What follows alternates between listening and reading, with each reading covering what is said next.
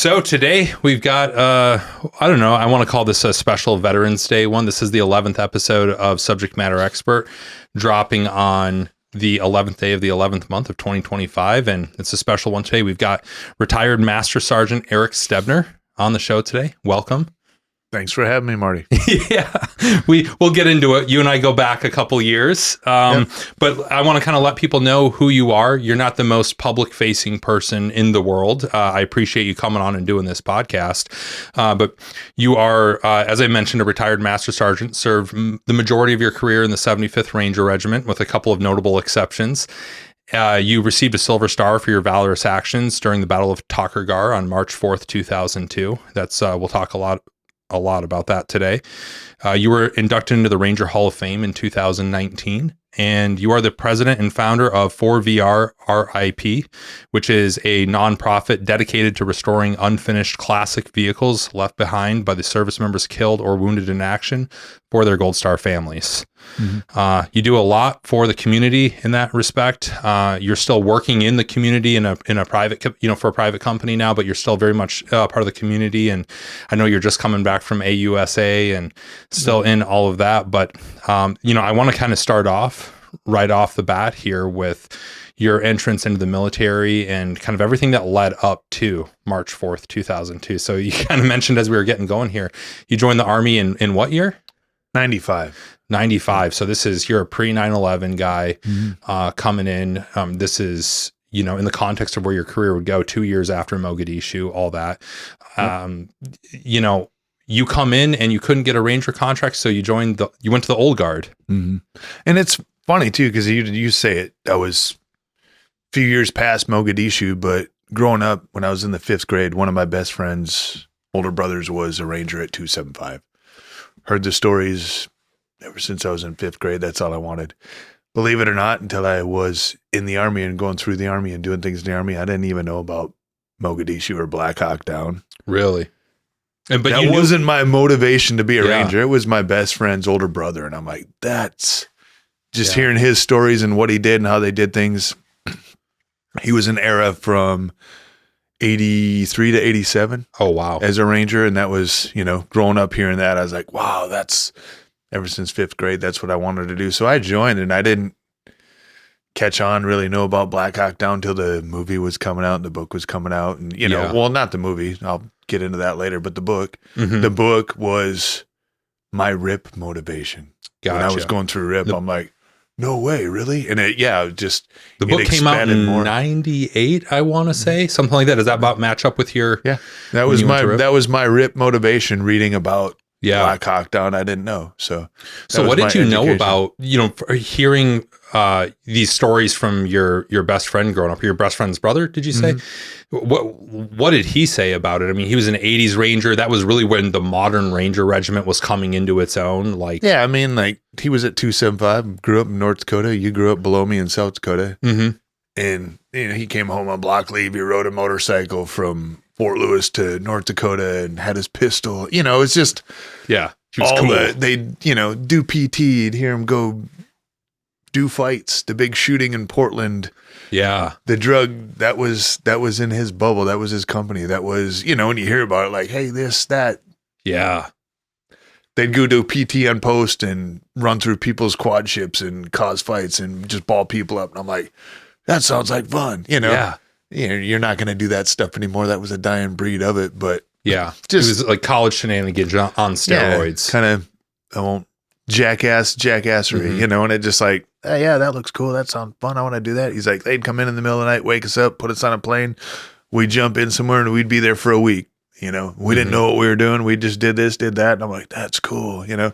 I mean, it's crazy how different life in regiment was then, where you would get bravoed, be on alert, and it's for a training exercise, but you're, like I said, jumping into some airfield in some country for a training exercise is very different experience than what I experienced coming in the mid-aughts in the middle of a war. But that was where the sort of the lore in the legend of the modern Ranger Regiment was born. Of course, Yep. you can go back to the Vietnam LRRPs, so you can go back to Merrill's Marauders, Darby's Rangers, all that stuff. But the 80s is where the, Grenada, Panama, jumping in at 500 feet.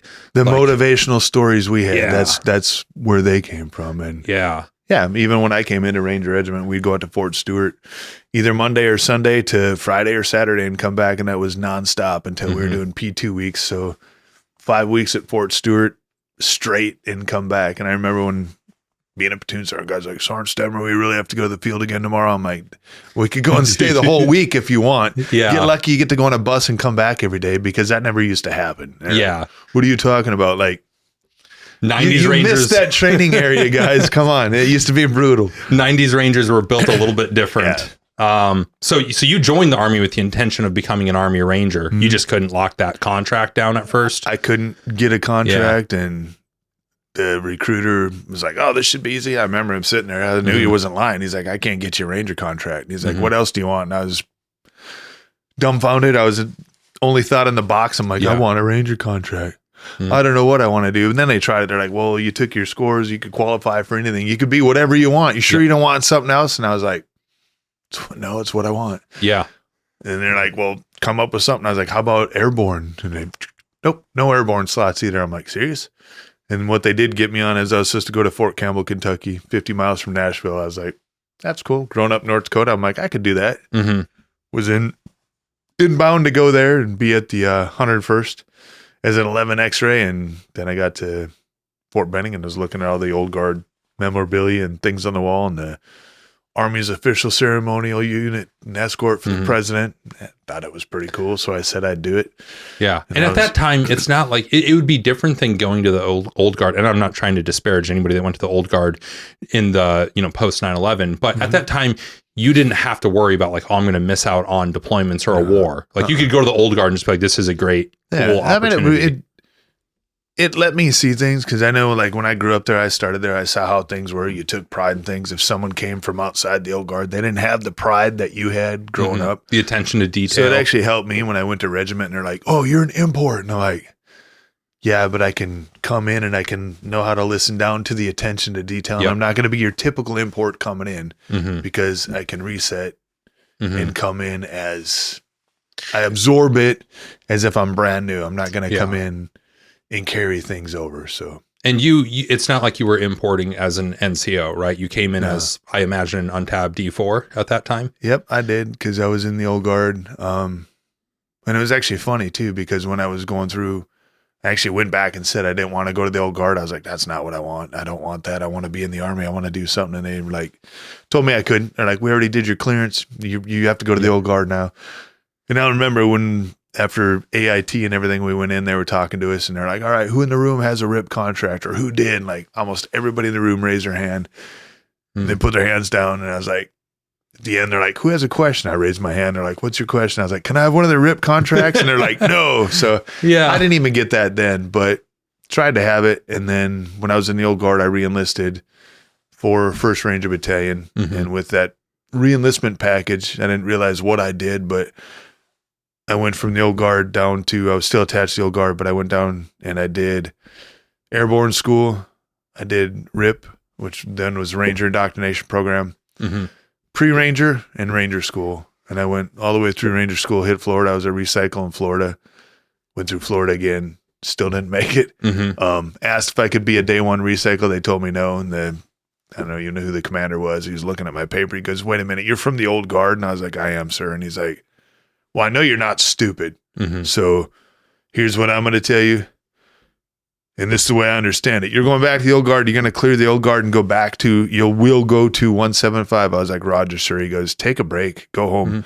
You've been at Benning for 9 months. And I was like, Roger, sir. He's like, go back to the old guard, clear the old guard, go to 175. And then, I think I was back in, exactly a year later, I was back in the same Ranger School class. Because it's not like you're going to a different unit where you don't know if you'll have the opportunity. You're going to have an opportunity to come back if you're going to regiment. So I did 7 and 8, 99 as my first Ranger School class, and I graduated 8 8 of 2004. Did you have any, school. when you showed up to your first platoon in 1st Ranger Battalion, did people know like, oh, this guy didn't make it through, or were you able to just show up as a new guy and be a normal new guy? A couple guys, because I did go through, there were a couple guys that remembered were you in from Ranger school with me, and they're like, hey, Stebner, hey, didn't have any bad qualms or anything like that. And when I got there, my platoon sergeant,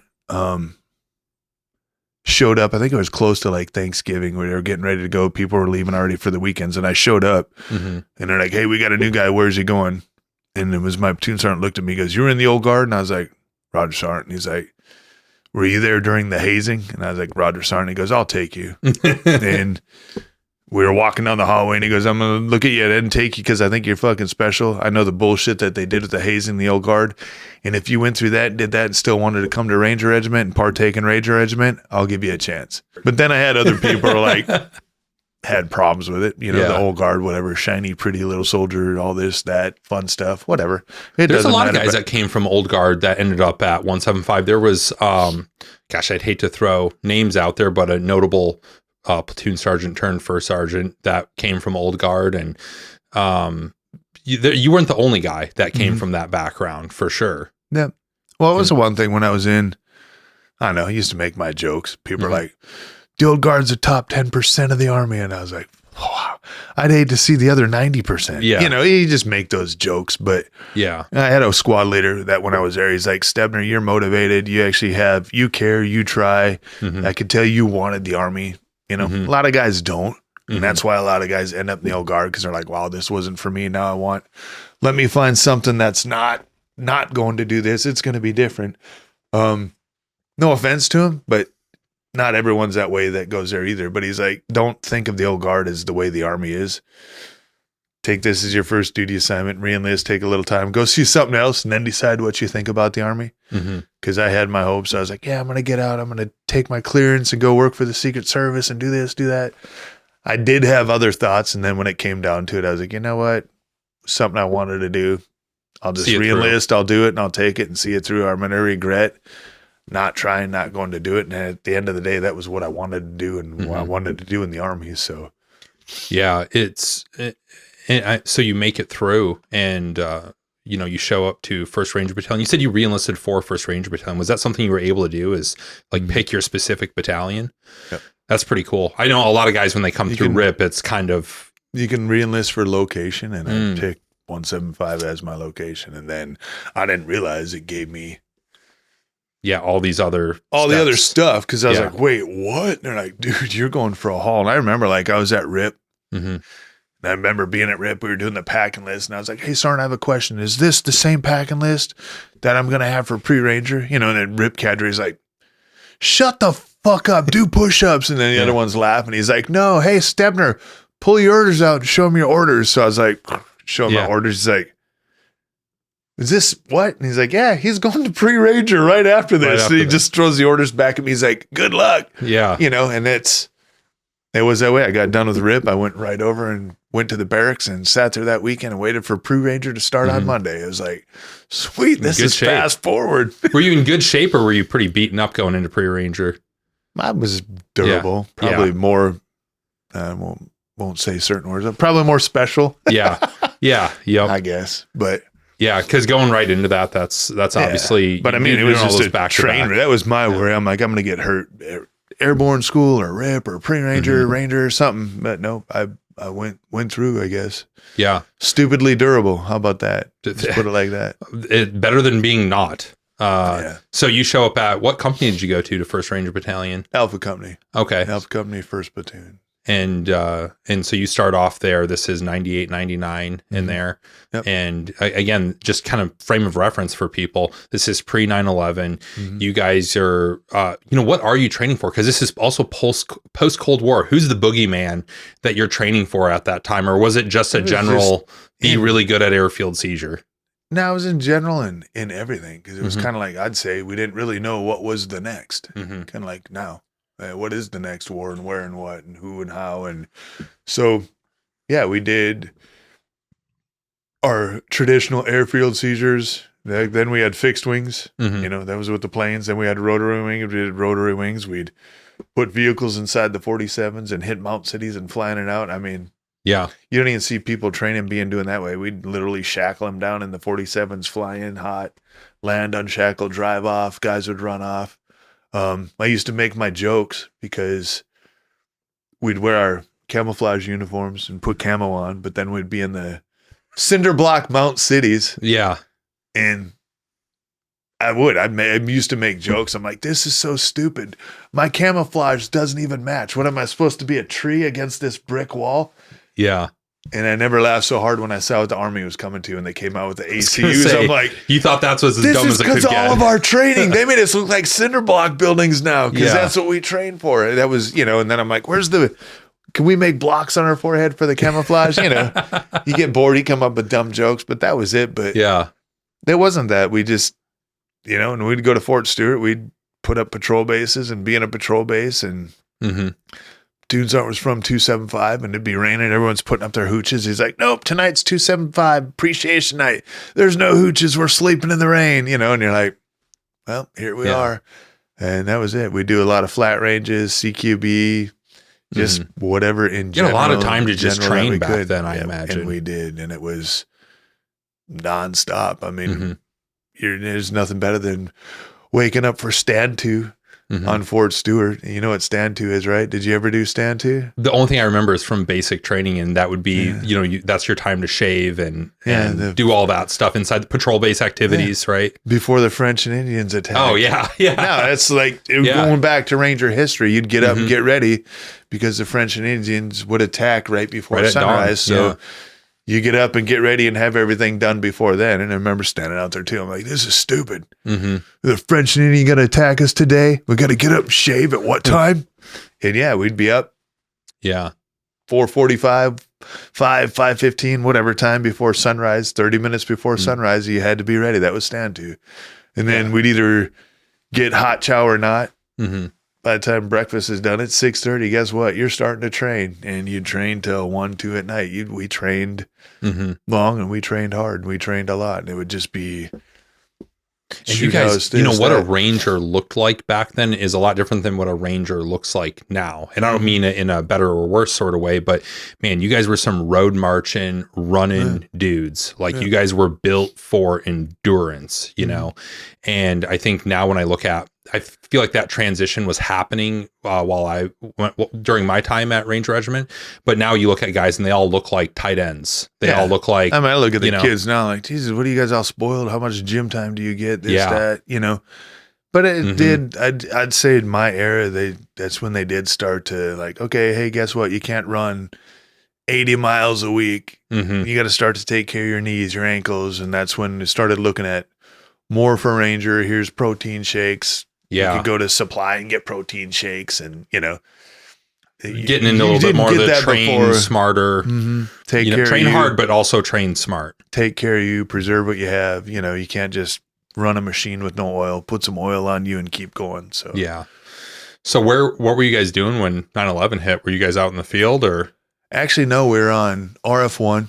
So we should have been the loophole to go.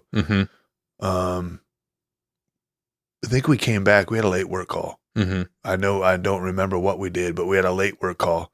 Got up, went in the bathroom, turned the shower on. Was in the shower, had the radio on. I heard it. A plane hit the Pentagon. A plane hit the World Trade Centers. I'm like, what?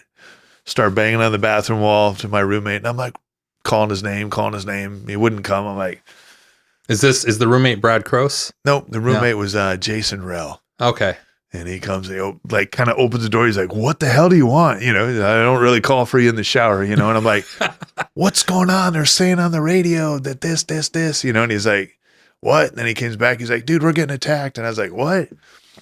Hurry up, get out of the shower. Cause I was like, we're going to be going to war, get dressed, haul ass to 175 on post, Hunter Army Airfield, get close. Traffic was so backed up. I was like, what the hell? I ended up parking probably like a mile away from the gate. Running on post because my thing in my head was like, I got to get to post. I got to get there. I got to get to work. We're getting ready to go. This is it. As I go by, I go run past my other roommate, Josh Walker, and he's like, what are you doing, dude? I'm like, he's like, where's your car? I'm like, I'm not waiting in line. You're going to be late. You're going to miss the war. Go to post, Go to the barracks, like, hey, what's going on?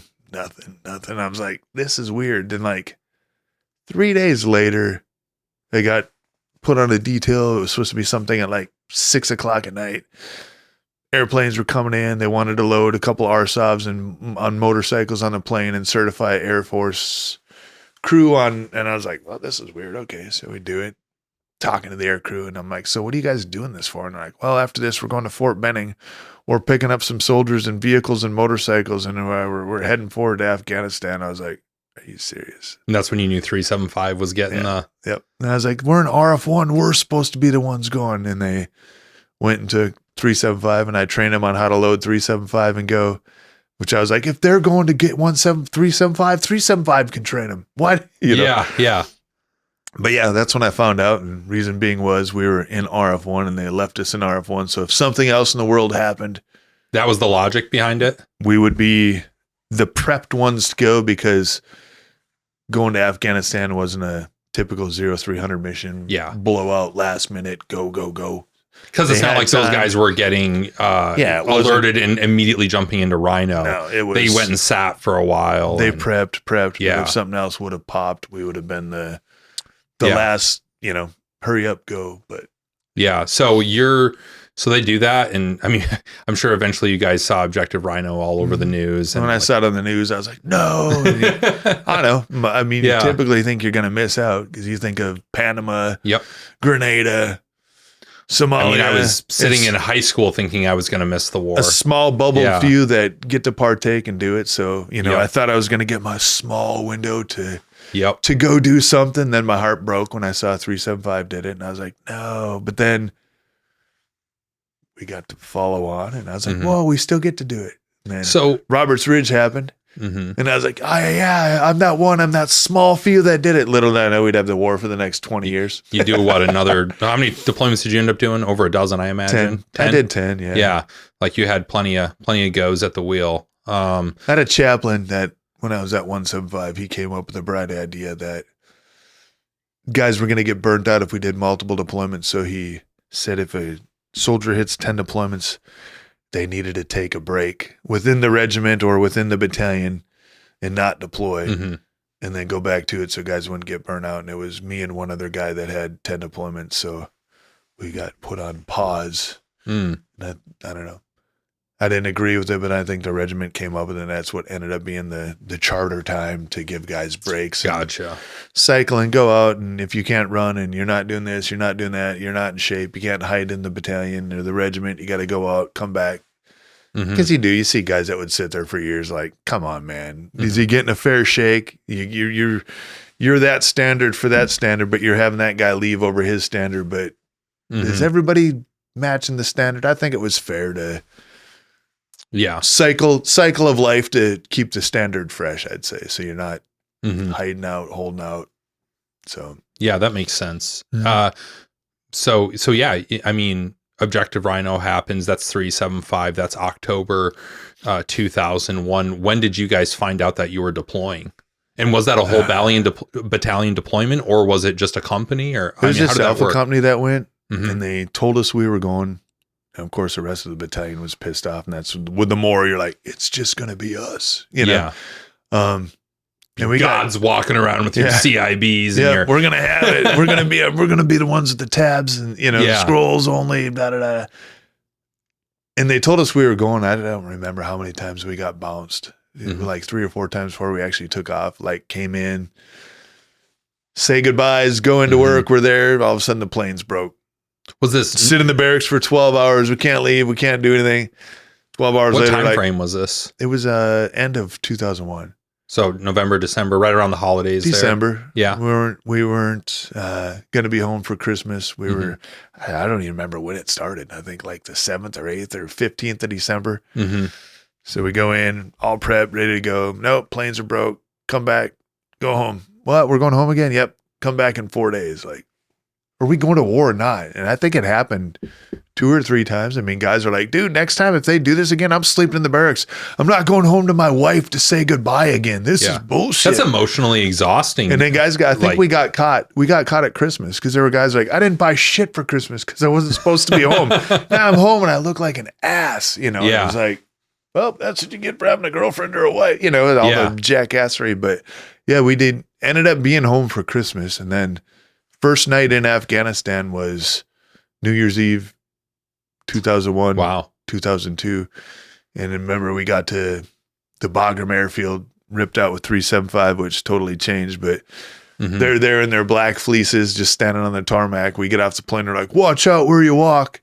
They literally got on and plane took off. And we're like, hey, what's up? Where do we go? And hey, there's a couple Humvees over there. And I remember they're like, a couple Humvees for what? The entire platoon? They're like, well, we'll drive a couple and get up there. I guess it's just up here to a gate and down the road. You know, I think there were like 200, little over 200 people only on Bagram. At this time was not the big built up thing that would be in later years. No, it was like 200, about 200 people. It was us in 10th Mountain and some scattereds there. I have a friend who was in 10th Mountain during that time, and it was interesting talking to him because, of course, by the first time I got to Bagram, it was basically a city.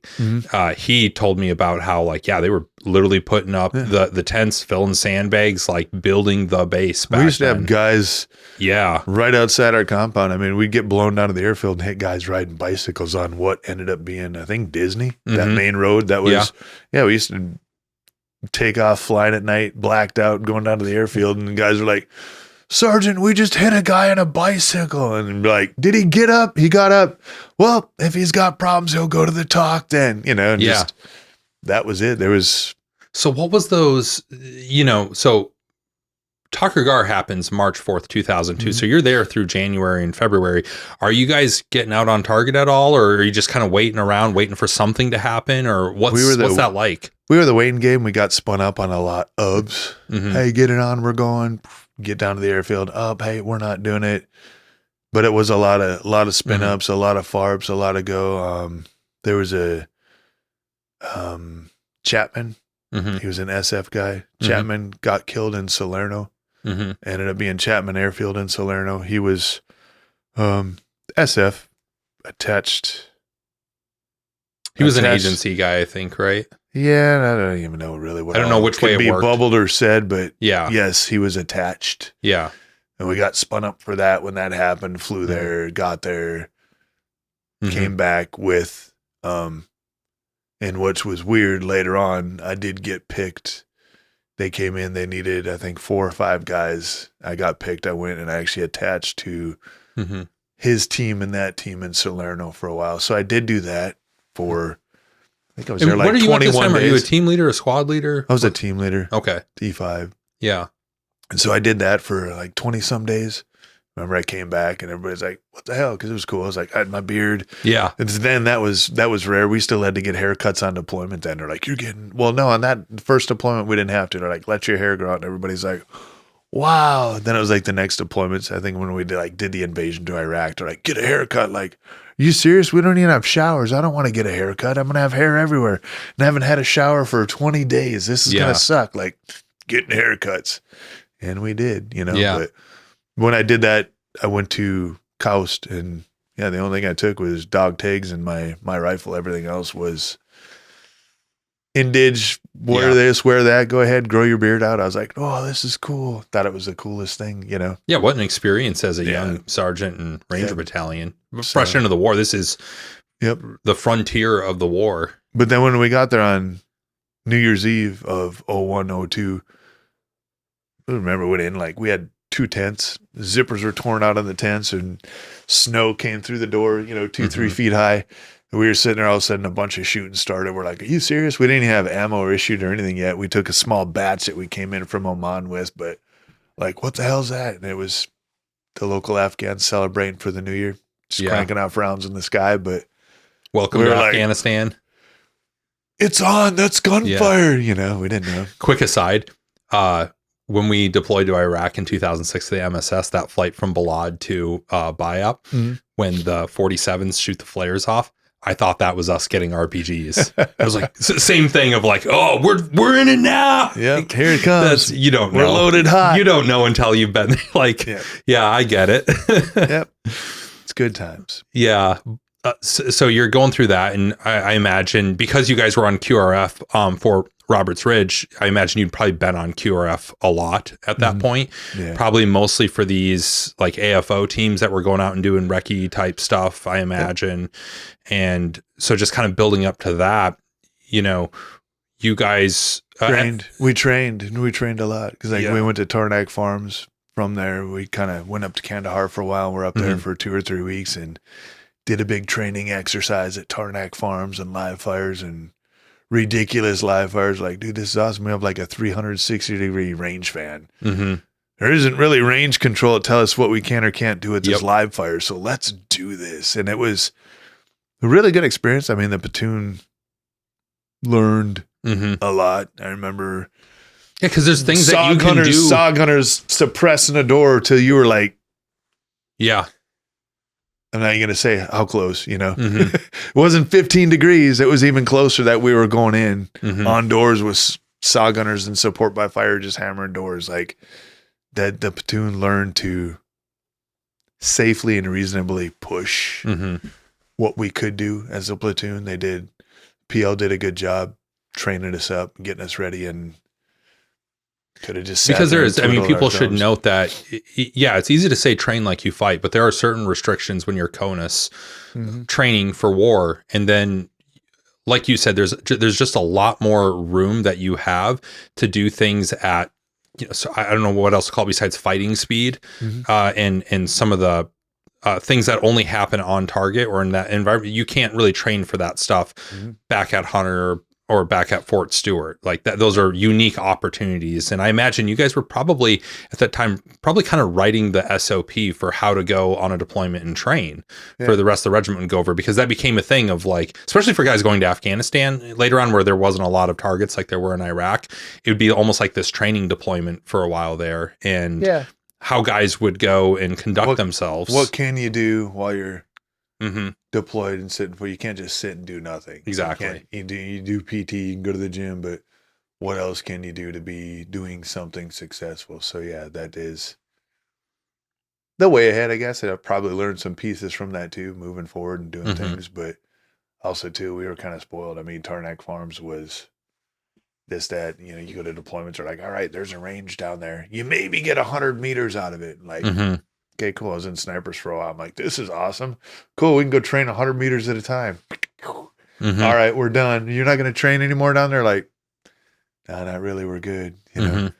So, yeah. But yeah, as far as doing stuff and going down and spending time, it keeps guys trained. And, like you said, you can't just sit there for, at that point, you guys were, did you guys know how long you were going over for? Did they tell you 6 months or was it just, we'll tell you when? Yeah. Tell you when. You're probably happy to hear it because you're just happy that you're one of the guys getting to go. Yep. And we're, you know, you're waiting. Something's going to happen. Maybe we'll get to do something, you know, and yeah, it was different. We didn't have showers.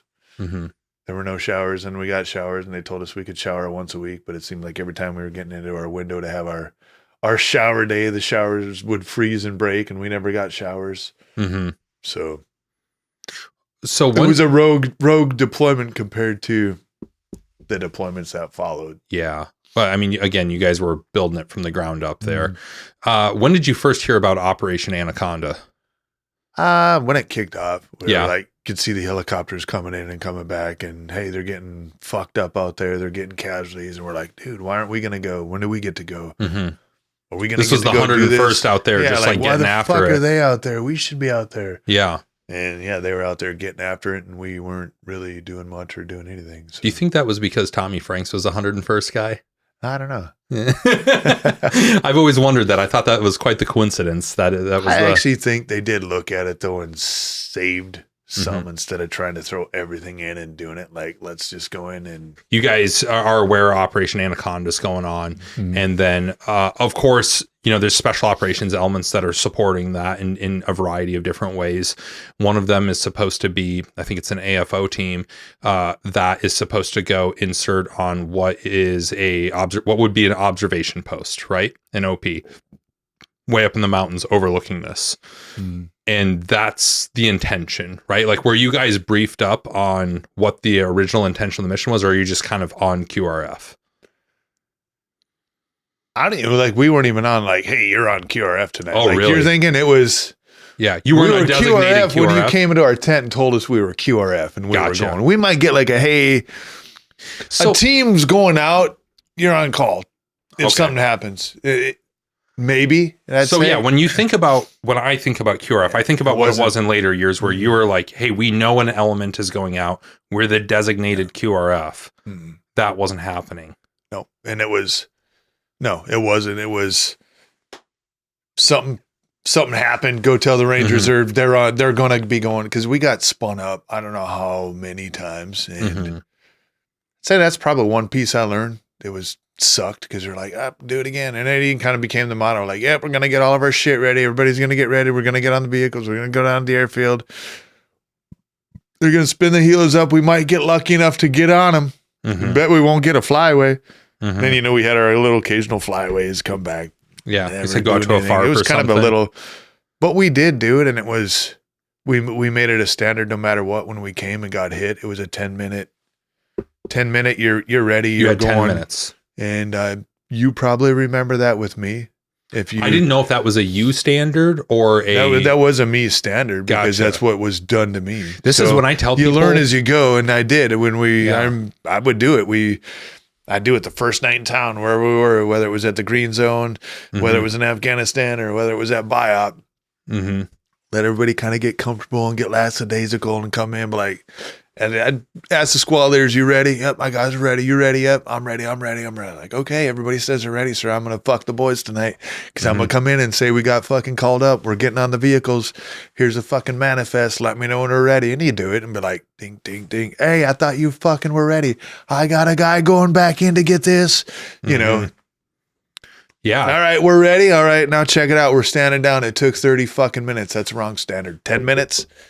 Yeah. And you're on and ready and gone. Like Sergeant Stebner, like, nope, that's what it is. 10 minutes. And it's not an unrealistic standard. It's not. Like you said, you can do it. I know you can do it. Yeah. Flashing forward from Afghanistan 2002 to summer 2006, where that deployment, we did 110-ish missions in a 90-day period. Yep.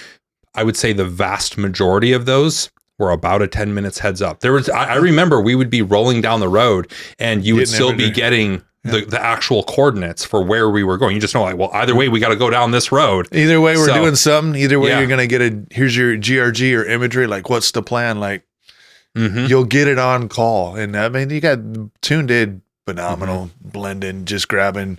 All right, here's my box with pictures and buildings on, and let's go. And if I don't know, you probably didn't see it, didn't remember, but we never got waited on. Nobody waited for us either. If you don't, if we did, we'd have our vehicles lined up and we'd be waiting, and it was like running a play. I'm not going to make older people wait on us or other people wait on us either. I'm like, we won't be waited for. We won't be waited on. When we get called, it's 10 minutes.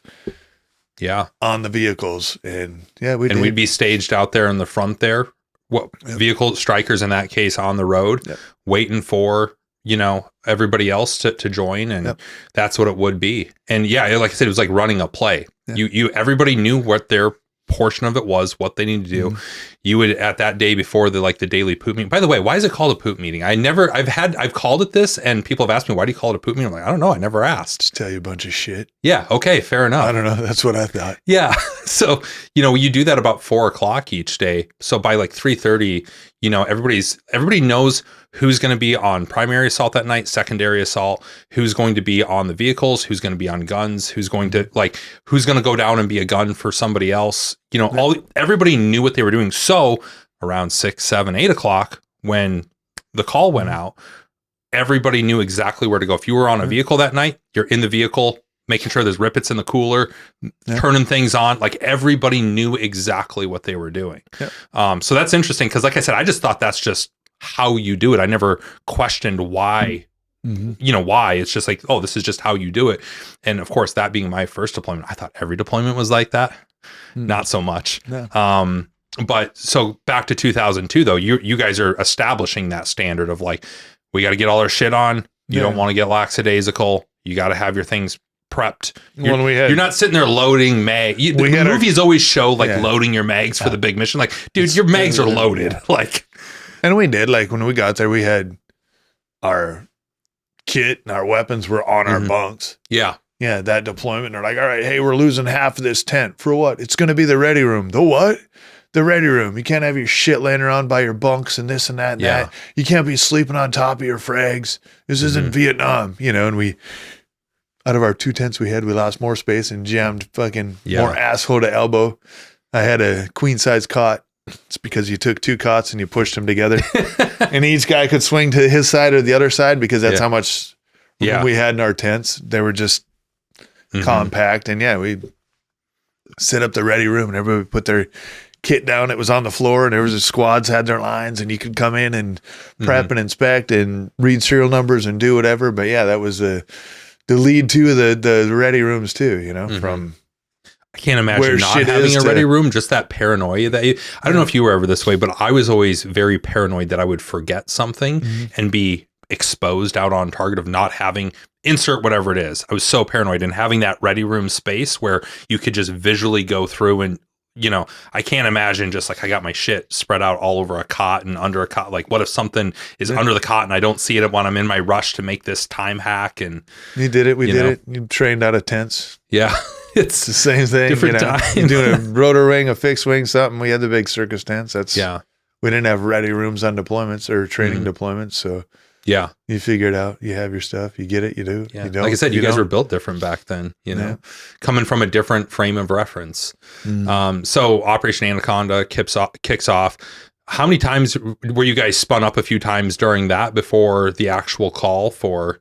No. So you're waiting. So that's where we kind of get up into, March 3rd, 2002. Where were you when the call came in, and how did you first understand the mission? Pretty much, I had just gone to bed, so I'd just been up the whole day. Just took my socks off, boots off. I think I was like, shut the lights off in the tent, because that was a big thing. We slept with the lights on in the tent because something's going to happen forever. And I went over one night, and all the squad leaders and platoon sergeant PL and medic and FOs and RTOs were all in the tent with the lights off. And I was like, are you fucking kidding me? You want us to sleep with the lights on, but you're going to sleep with your fucking lights off? No, if you fucking do it, we do it. And I'm a big, if I'm doing it, you're doing it. If the boys are doing it, I'm doing it. Yep. So I went in the tent, and I shut the fucking tent off, and someone's like, what are you doing? You can't shut the lights off. And then I turned them back on. I was like, you shut the fucking lights off or you do fucking push-ups. We're shutting the fucking lights off tonight. I'm getting some fucking sleep. But Sergeant, I'm like, I don't fucking care. And from that night on, we never had the lights on again. But we just shut the lights off that night. Lights turn on. I was like, what the fuck? Who turned the lights on? You have those shitty roommates or whatever you have. Because we had like fucking with you. 50 people in a fucking tent. That was fun. And they're like, get up. We're getting spun up. Like, yeah, whatever. We're getting spun up. Whatever. And they're like, no, we are. Fucking start getting dressed. Like, what's going on? They're like, I don't know. Some guy down by Gardez, Coast area, fell off a helicopter. We're supposed to go get him or pick him up or something. And I was like, that's weird. But so everyone's starting to get ready and prep and do this and everyone's putting their cold weather boots on. But I was like, I was down at Coast for 3 weeks and I didn't have cold weather. I had cold weather boots and my feet were sweating. So I'm not wearing my cold weather boots. I'll put my desert jungle boots on because that's what we had. So that's what I put on. And I did regret that a little bit later when I jumped off a helicopter and I landed in waist deep snow. But I did. It was all I heard. And so we went down to the airfield. It was one aircraft, tape up, half of you aren't going up. Hey, there's another aircraft. You can get on that one. We got on. Nope, get off. You're not going. The first aircraft actually took off and flew away and we were done. We were going to go back and they're like, nope, you guys got an aircraft back. Get back on the aircraft. So we got on the aircraft and took off flying. And we're like, where are we going? Like, I don't know. We didn't know where we were going or what we were doing. Flew for a while. Circled a while, went to Gardez, sat down for a while. We're like, what are we doing? What's going on? We lost comms, the first helicopter. We're trying to find out where they inserted, what happened, whatever. All right, hey, we got comms. We're going in again. It was all broken pieces. And then, so you didn't even have like a grid yet or a frame of reference on the map or anything? No, we didn't even have maps. There were no maps. You had the big SSE map of all of Afghanistan in case something happened. I'm like, I don't even fucking know where I'd find myself on this map. But yep. Had that. flew in when we were flying in. They're like, hot LZ, we're going in hot. Like, okay, and they're going in. Did you believe it at that point? At that point when they're saying hot LZ, are you still going like? No, but I was like, we're fucking going in. It's going to be, you could tell by then. That it was serious. And then it came out that there were, first aircraft went in, there were 3 KIA going in, and then it was like, shit, it is a hot LZ. No shit, so they're like, hot LZ, we're landing hot. And like, all right, here we go, we're landing hot. And I remember the helicopter came in and, it's coming in and stopping and kind of turning, moving around. I'm like, this is a fucking hot LZ. What are they doing? And then I turned, they dropped the ramp. They're like, go. And I was the first guy off the ramp. I went and literally waist deep snow, chest deep snow. You were in Chalk 2, right? There was 2 helicopters that were going in. One was supposed to be landing right basically on the X, and then you guys were landed offset. That wasn't the plan. I was going to say, what was the plan? And did you know that you were going to be offset like that on your Chalk? Or no, we didn't. It was, we didn't know. We thought it was going to be a pair of 47s going in. Then we lost the one. Mm-hmm. So wherever they went, I guess they thought we were coming too, but we weren't coming. It was just them. So was that a call that was kind of made on the spot? Once the first one, the first ship is coming in, it gets hit. Is that kind of an audible that gets called of like, okay, it's too hot to land there. You guys need to go get eventually. But when the comms were lost, we didn't know. And we didn't know they went in, they touched, Mm-hmm. So it was a confusion. What all is what going in from our standpoint, we didn't know, So then when they were going in and they told us it was a hot LZ and 3 KIA, the aircraft's fucking around trying to get us in. And basically all it was is a ramp. When they said 3 KIA, is that referencing the Rangers that were killed in action? Yeah. Because they didn't know the other guys were killed yet, right? No. So, so what was that? When did you guys find out that there was now, okay, not only is it a hot LZ, but there's also Americans that have been killed in action? When we were coming in, they said 3 KIA. And I don't know. It was weird. I knew one of them was my best friend, Crose. I knew it. I'm like, yep, it's Crose. How'd you know? Don't know. Yeah. Odd superstition, I guess. I have intuitions with some things. Not everything in life, or I'd be a millionaire, but a lot of things I did, I found out. And even multiple deployments after that, guys are like, how the fuck? I'm like, yeah, I just do. I had PLs that are like, if Stebner calls it, let Stebner call it. And if he does, go with it, because I haven't saw him call something wrong yet. And it could be as stupid as just going on missions. And I'm like, yep, tonight's going to be a night. And guys are like, what? I'm like, yep. And come back. They're like, tonight was a night. And then I even had a first sergeant once who's like, don't you think you doing that? You forecast what's going to happen? I was like, nope, because it's not me that fires the shots first. Mm-hmm. Shots are fired first and then shots are returned. But other than that, no, we don't provoke. I don't poke. I've never done that. I don't promote that. And I will never do that on a single target that I go on. People are people and fair is fair. Mm-hmm. You fuck with us, we'll fuck with you. If you're not going to fuck with me, I won't fuck with you. Can pick up a snake, don't fuck with the wildlife. Yeah. The wildlife won't fuck with you. Well, if you go fuck with the wildlife, it's going to fuck with you. And you can actually do things and have silent targets and actually do targets and have targets happen with not even a shot being fired on target. And that's actually respectable too. Like you can come in, be, the cool guy shooting rounds, doing this, doing that. But it's cool to come in too and be silent and you woke up, nobody in the house, and you've already got your target handcuffed and hooded and ready to go. And the other side of the house doesn't even know that somebody's already taken yet. So, yeah, this is something that I think people are surprised to hear about when you're like, they think guys that are in special operations or Rangers are probably getting in more firefights. And I'm like, no, I think the guy that was out doing presence patrols in downtown Baghdad in the daylight was probably getting in more firefights than we were. Cause it was, you got to a point, especially later on in the war where everybody, there was, you had privates with 2 deployments under their belts, like it was people were so experienced. You didn't really get considered to be a team leader until you were about 4 deployments and maybe 3 if you were really shit hot. The force was so experienced at that point that you would go on a target, and I still very vividly remembering that dawning on me of how ninja this stuff was when you go and you have people climb and there's a top down clear, there's a primary entrance clear, and then there's a black side clear, back side of the building coming in. 3 different entry points. None of them are explosive. And you're getting to the guy that you need to get to without a single shot being fired, without bangers being thrown, without any of that sort of stuff. And you're literally waking this guy up. Yeah. That is the most, like you said, that's far more impressive than going in and just immediately provoking a gunfight or broadcasting that you're coming in so that you're hoping that you can now go kill a bunch of guys. It's a totally different thing. But yeah, I think, again, that's one of the things that probably is very surprising to people that make assumptions about what that line of work is like. And it's a little bit different. But so you guys are now on your way back in. Did you know by the time that you were actually jumping off the 47 into that waist deep snow that this was not the X, that this is offset? No. You figure that out when you get down, and you're the Chalk 2 leader. So you're the guy in charge of these guys getting off the bird. No, actually we had a weapons squad leader on there. Okay. Sergeant Cannon. And then I had my squad leader, Sergeant Wilma. So we had 2 E6s and then 2 E5s. The same Sergeant Cannon? Aaron Cannon? Different cannon then. Yeah, no, not no, different, completely different cannon. I was gonna say I didn't think he was around for that. No, and jumped off, and it was like a lawn dart, just chest deep, about chest deep snow, and I was like, "What the?" Didn't bring snowshoes. You didn't step into it.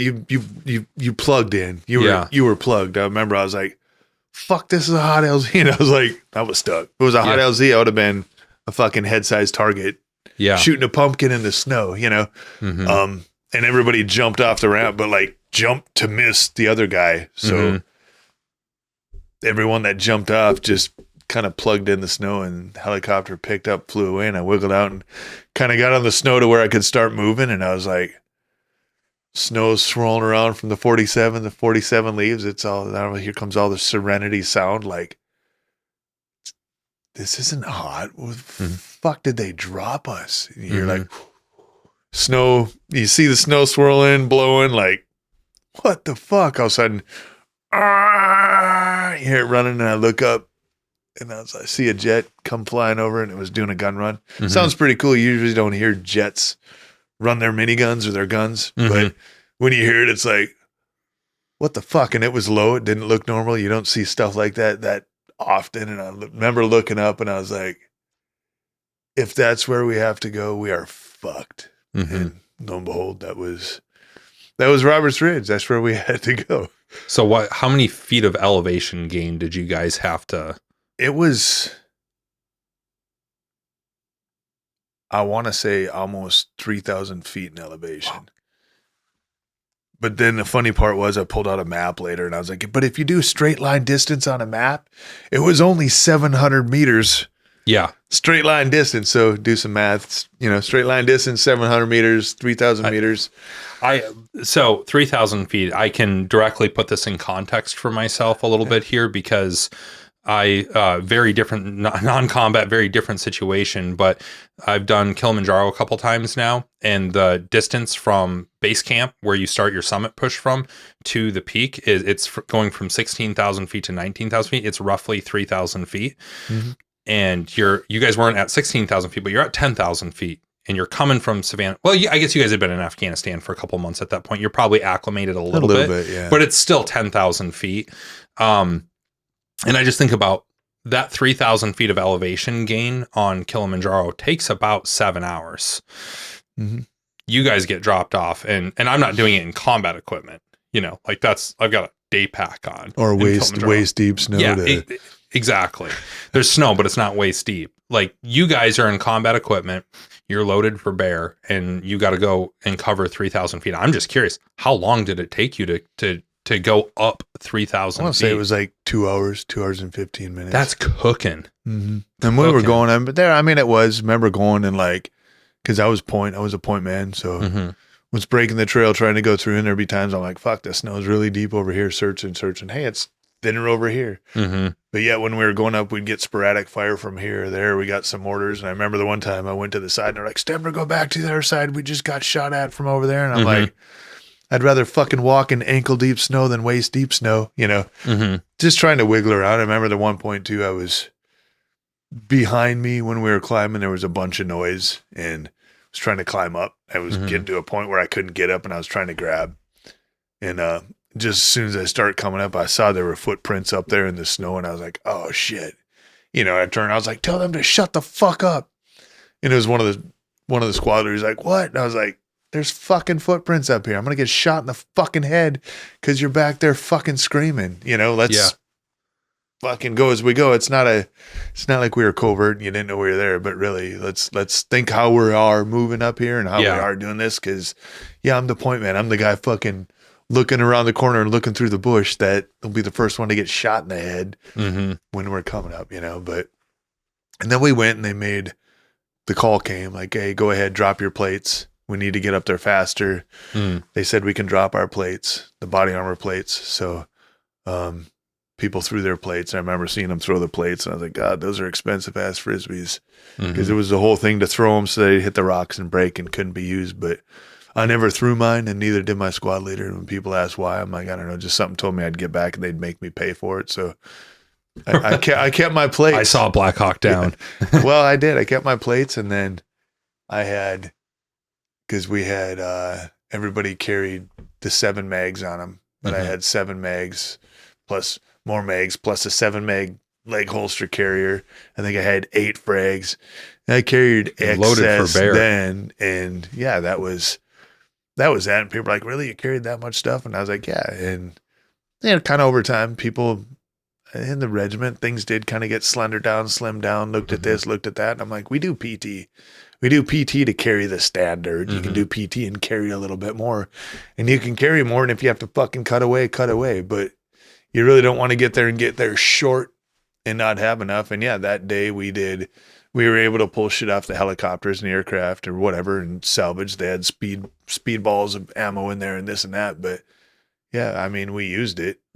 And yeah, glad I brought what I brought too, because I used it and used others. So better to have and not need than need and not have. You guys are going up and you're taking indirect fire, you're taking mortars and some small arms fire. Yeah. But it's not probably effective at that point. No, it wasn't.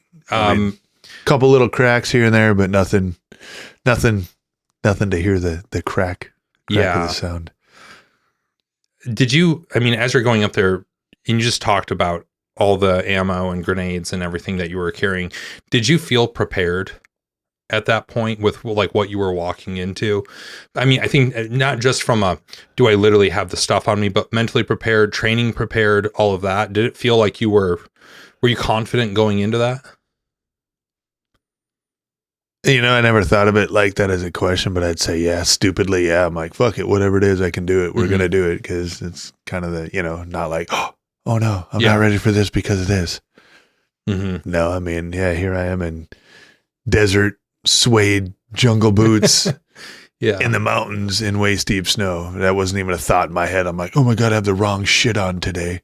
And actually I didn't even have any snivel gear because where I was in Koust, it was warm. I didn't have any cold weather gear on. I had Nomex gloves, body armor, and those desert boots. And yeah, that's what I had for the party.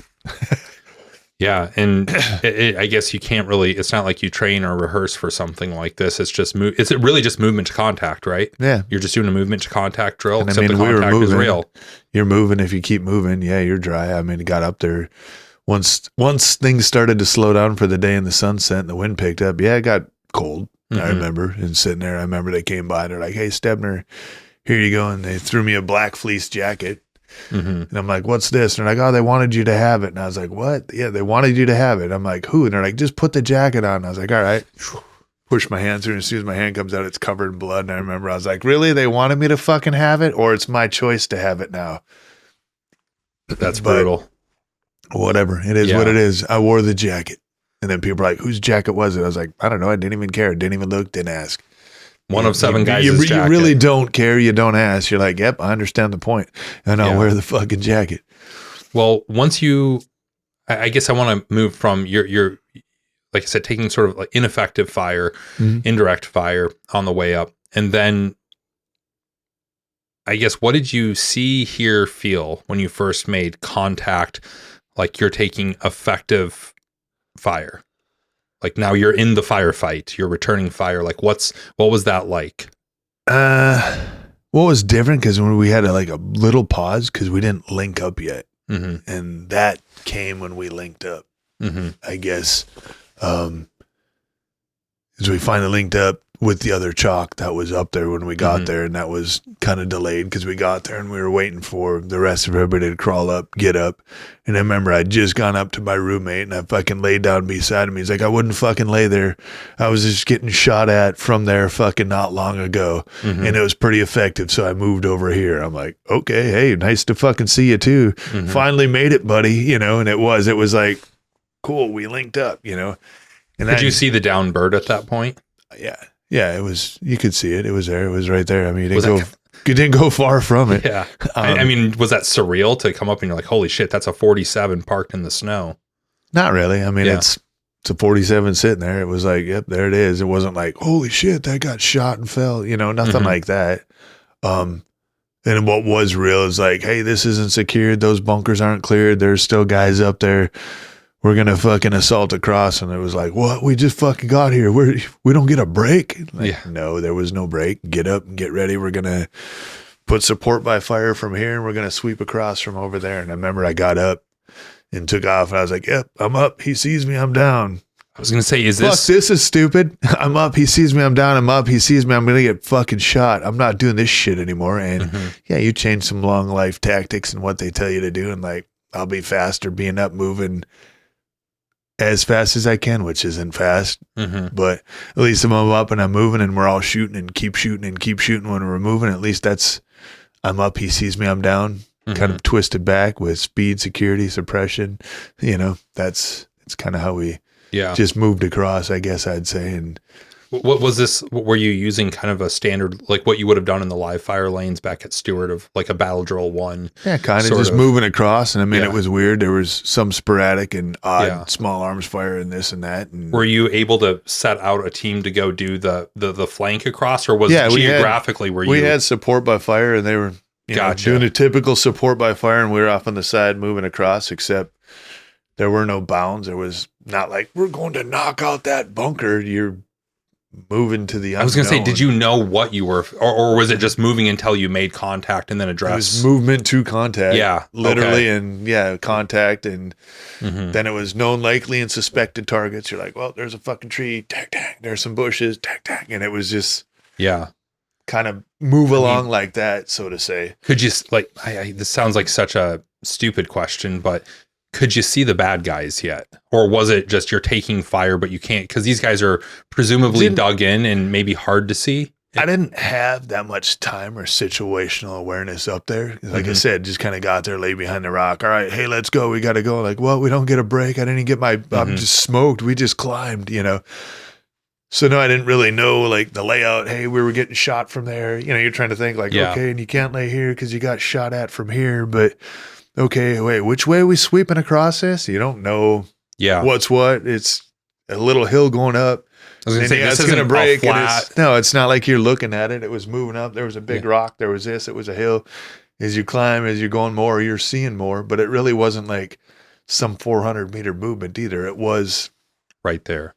Close too. Yeah. So was it sort of, I'm just trying to picture it in my head of what this looked like. Was it sort of, you guys were on the backside of like a false summit, basically, that was separating you guys from the enemy, or is that accurate to say?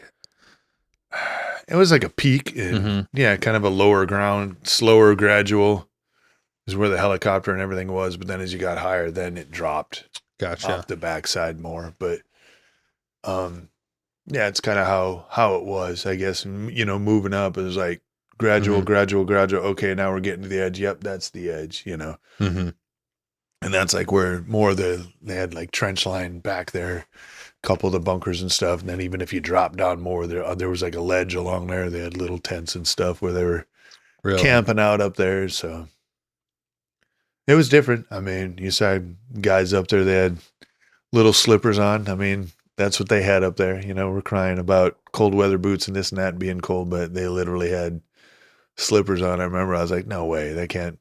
Yep, dude's got slippers on. So was that When you guys are clearing through there, was that successful? Were you able to go through and sort of clear the objective and do that, or did it get strung out over the course of the day? Or no, we pushed through that first sweep that direction. Kind of hit the LOA, or the limit of advance, which was the trench and the backside, and we kind of hung there for a while, regrouped, rethought it, and then we swept like along the edge of the mountaintop or whatever, just kind of down in some more low ground to where we basically cleared what was the top of the mountaintop and then pushed out and, put a stronghold from there. Some guys were down a little bit. Some guys were more up on that, but it's basically pushed out a 360-degree security in a way. And sweeping across, it was weird because when I first came up and linked up with the other chalk, it was my roommate and his squad leader were up top. Came up, I'm like, hey guys, we're here. And they're like, all right, hey, and I remember looking down, I was like, did you guys clear this? And they were like, what? And I was like, did you clear this down here? And they're like, clear what? They couldn't see what was over, and there were like blankets, and it looked like something was in there. And I was like, all right. Cleared it. Went down there, opened it. It was U.S. rucksacks. I remember seeing they had MREs broken down and taped up, and I was like, that's weird. How do they have these up here? What do they have? How do they have this? But it was already Chapman and Roberts. They had already things looted, divided, divvied out. I mean, there were guys up there that, the SEALs wore hardware jackets. Their down jackets. Yeah, you could see the guy in the down jacket with millions of little holes in it, feathers blowing all over the place. And so, when I was going up, remember looking over and thinking a guy was like a Chechen red bearded fighter, but that was actually Roberts. And what stood out to me is his boots had the yellow Vibram mark on the soles, but the rest of his clothes weren't typical U.S. clothes. So didn't realize Roberts was the guy we were looking for at first, but he was an American. Then as we got and cleared more in the other bunkers where we found Chapman's body also, who was one of two Americans. I remember we're like, hey, I thought there was only supposed to be one American. There's two. Why are there two here? Not knowing, the SEALs came back in, broke contact. Yeah. And he said communication was real shoddy coming into this. So what did you know when or learn later about Roberts falling from the helicopter and kind of triggering this whole thing? In that moment, I'm sure you didn't know that he'd fallen from the helicopter. Or maybe you were told somebody had fallen from a helicopter. But you didn't know. They said he had his strobe on. They could see him. They had eyes on him. I also found his helmet below when we were climbing up that clearly had something done to the helmet. Found his nods, and there was a helmet, and there was a bullet hole through the helmet. So, probably who was wearing it wasn't that successful, and that ended up being Robert's helmet. So, yeah. I kind of fast forwarding again here. I'll just personal anecdote. I show up to Charlie Company, 1st Platoon, 1st Ranger Battalion in the summer of 2006. And it's maybe the first week or two. And I believe that I just joined the platoon, and I believe everybody had just gotten back from JRTC rotation. Just found out before this conversation, you were actually brand new to the platoon, or maybe that was your first training cycle as the platoon sergeant, I imagine. No, I didn't even do JRTC. Oh, so you were new. We basically showed up at the same time then. Probably close to it. Yeah. Gotcha. Okay. And I remember. Yeah, I didn't do JRTC because that's where. Yeah. Okay. Well, I remember, back then that was the old barracks, and we didn't have coughs and all that other stuff then. So basically, whoever the junior guy was in each squad, that was like the squad room. You'd get your stuff ready in there. Everybody would come out to the hallway where the platoon sergeant and the PL would brief everybody on what was going to go. And this particular day, it was just training right there on Hunter Army Airfield to go do elevators down by the airfield. And for people not familiar, elevators are just, you get in a Black Hawk or a Chinook and you go up and down. You go up in the helicopter, drop a rope, slide down the rope, get down, reset, do it all again. It's just a way to practice fast roping. And I bring this up to say, I remember being in the hallway that day and you addressing the platoon, and you made a very specific point to say, if I catch one of you dudes, I think maybe it was a different word besides dudes, but if I catch one of you unsnapping early for the rope, you're done, essentially. And it was at that moment, Sergeant Stebner, it had clicked on me because I read this book in high school, and it had clicked in my head. I was like, oh, this is Eric Stebner from Chalk 2 on Roberts Ridge. Like, it hit me right there. And then I kind of put two and two together of like, I bet he is a stickler about people not unsnapping early. I just say all that to set up, when did you, I guess, probably at some point after the firefight, kind of learn how Roberts fell, and I imagine that's just one of many lessons you brought from this that you carried on into future training. Yep, it was. And I mean, I won't even say that. I mean, he could have thought they touched down. They did touch down. He thought they touched down. He unsnapped. I've thought of that. I'm like, I'm not going to point or push fingers. I was going to say, I'm not faulting Roberts here, but and I don't know, because you touch. What's the rule when you touch? Well, it's actually when you touch and you settle, then unhook. Don't know the situation. I wasn't there, but you can see guys after the fact that unhook, do it prematurely. Yeah, that's where you will be that guy for sure. If you don't do that. So I was always told it's, when you feel that initial and then it's when you kind of do the bounce back up. That's when you once you stop and settle, then you're good to go. Make sure you're hard to describe to somebody that's never been in the situation, but the feeling when it's right. Make sure you're not still moving. And that's tough because obviously this is what triggers everything. And I don't think either of us are probably in a position to judge the larger sort of strategic decision making that went into whether these guys should have been on that ridge line or not as an OP or anything. I don't want to get into any of that sort of stuff, but it is a fact of the matter of like, hey, young Sergeant Stebner and these Rangers from ACO 175 are not on that ridge line that day if somebody doesn't fall out of a helicopter and if a series of other events didn't happen. And it's just, that's really hard. I guess that kind of segues into, you were a leader on the battlefield that day. What are the tactical decisions that you kind of revisit that day, that stick out even 20 years later? Good or bad?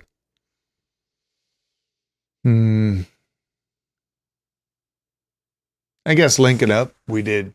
There was when we were coming up trying to link up. Hey, we see you. Do you see us? No, we don't see you. Okay, we see you because you're on a mountaintop. You don't see us moving up? No. It was kind of funny. I will say this one is comical because there was someone in the chalk when we were climbing like, can you see us now? And I remember I turned and I looked back and he was literally throwing snow up in the air. I'm like, are you freaking serious? Dude, I take a knee. I'm like, we're trying to move up, not bring a bunch of attention to us climbing up here, but you're going to throw snow up in the air and be like, can you see us?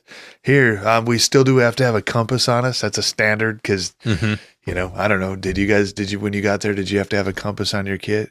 I don't remember. I don't think you did. I think it went to the wayside. Guys I remember, had to. No, so I think I'm fairly certain I didn't because I remember as we moved closer and closer to what I'd call like the Team Merrill years, like 2010, 2011, it was around 2009, I think, as we were spinning up for what would be my last deployment, that was a thing of like, hey guys, remember that compass you got issued? Time to put it back on your kit. Yeah. And so whether I had it on my first deployment or not, I don't remember, but it definitely wasn't a thing that I kept on my kit in future deployments. Yep.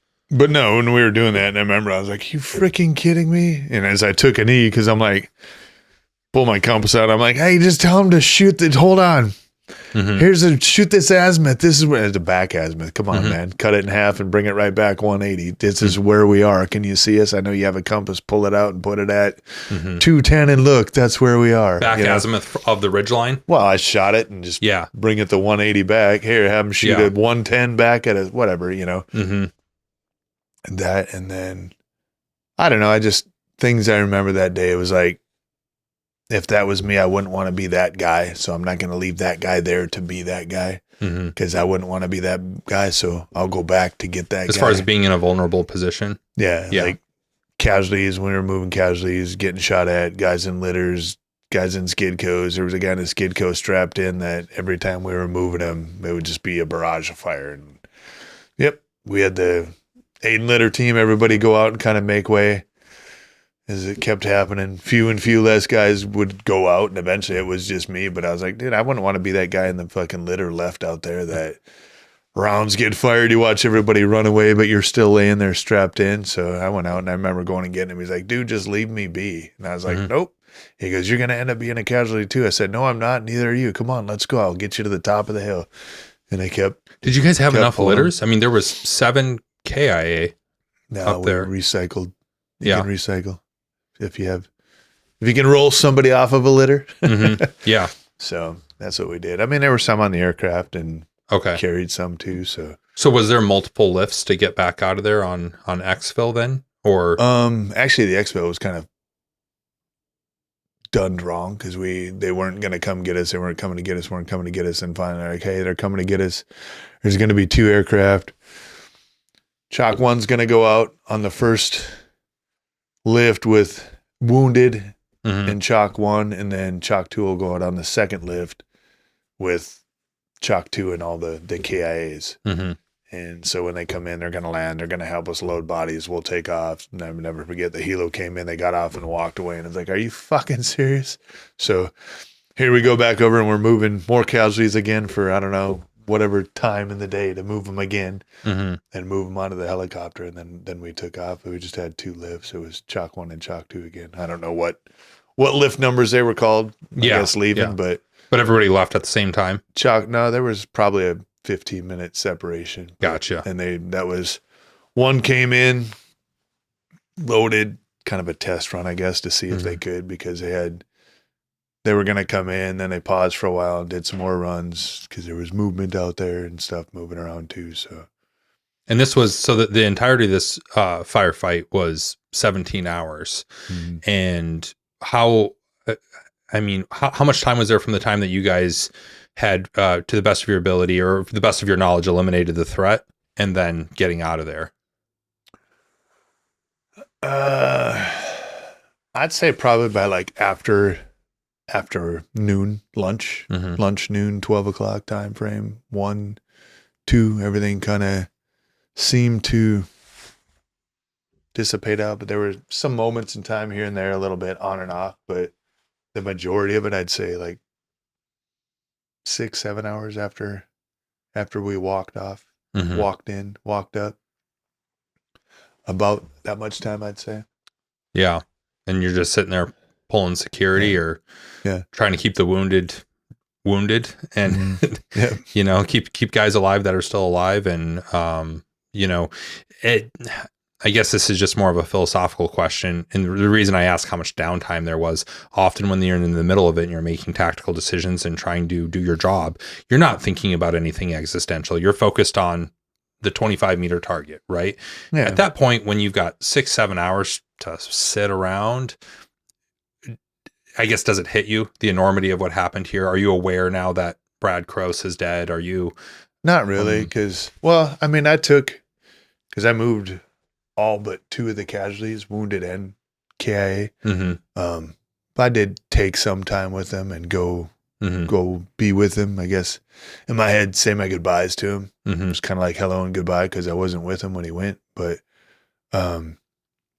now the only thing I remember sitting up there thinking, it was beautiful. It was stunning. I mean, I'll tell everybody that Afghanistan is and can be a beautiful country. It should be a national park if you can make it one. But I agree. Being up there looking at it, I was like, this is the most beautiful place in the world, but it's ugly as hell. And that's how I still look at it, think about it. And because, it was a stunning view. It was beautiful up there. I know why it was an OP. I know why it was a place that people went and held, because you could see forever. I could look down and see the 10th Mountain, like a miniature Revolutionary War, shooting back and forth from, looking down there. You could see the 2 sides shooting back and forth and doing things back and forth. It was kind of neat to look down there and watch and see it, but.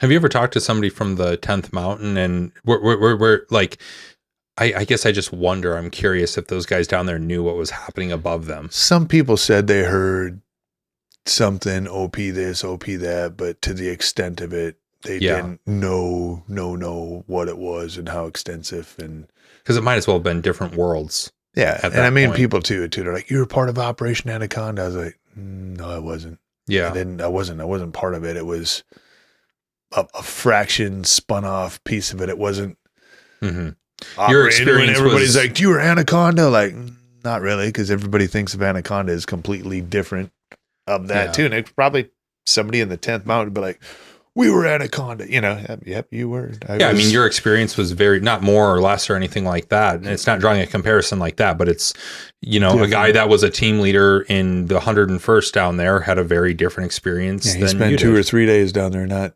17 hours of whatever, And how much of that is just very true of the Ranger experience, where we would get a small snapshot of, and of course that changed when Team Merrill and all that stuff started happening. But for the majority of the war, that was always the thing that stood out to me, is all these guys that had to live and breathe the war every day. They were on these small cops in Iraq where people are just throwing grenades over the walls, and they're living in very sort of Spartan field conditions. And fortunate thing for us, especially post the initial pushes into each of these countries, where yes, those Ranger units lived pretty rough, but for the most part, like, we lived on airfields. We had good hot showers, everything that you could possibly want and more. And, life wasn't too bad. The only time we went out is when we had a purpose to go out. We weren't out there just patrolling the streets for no reason.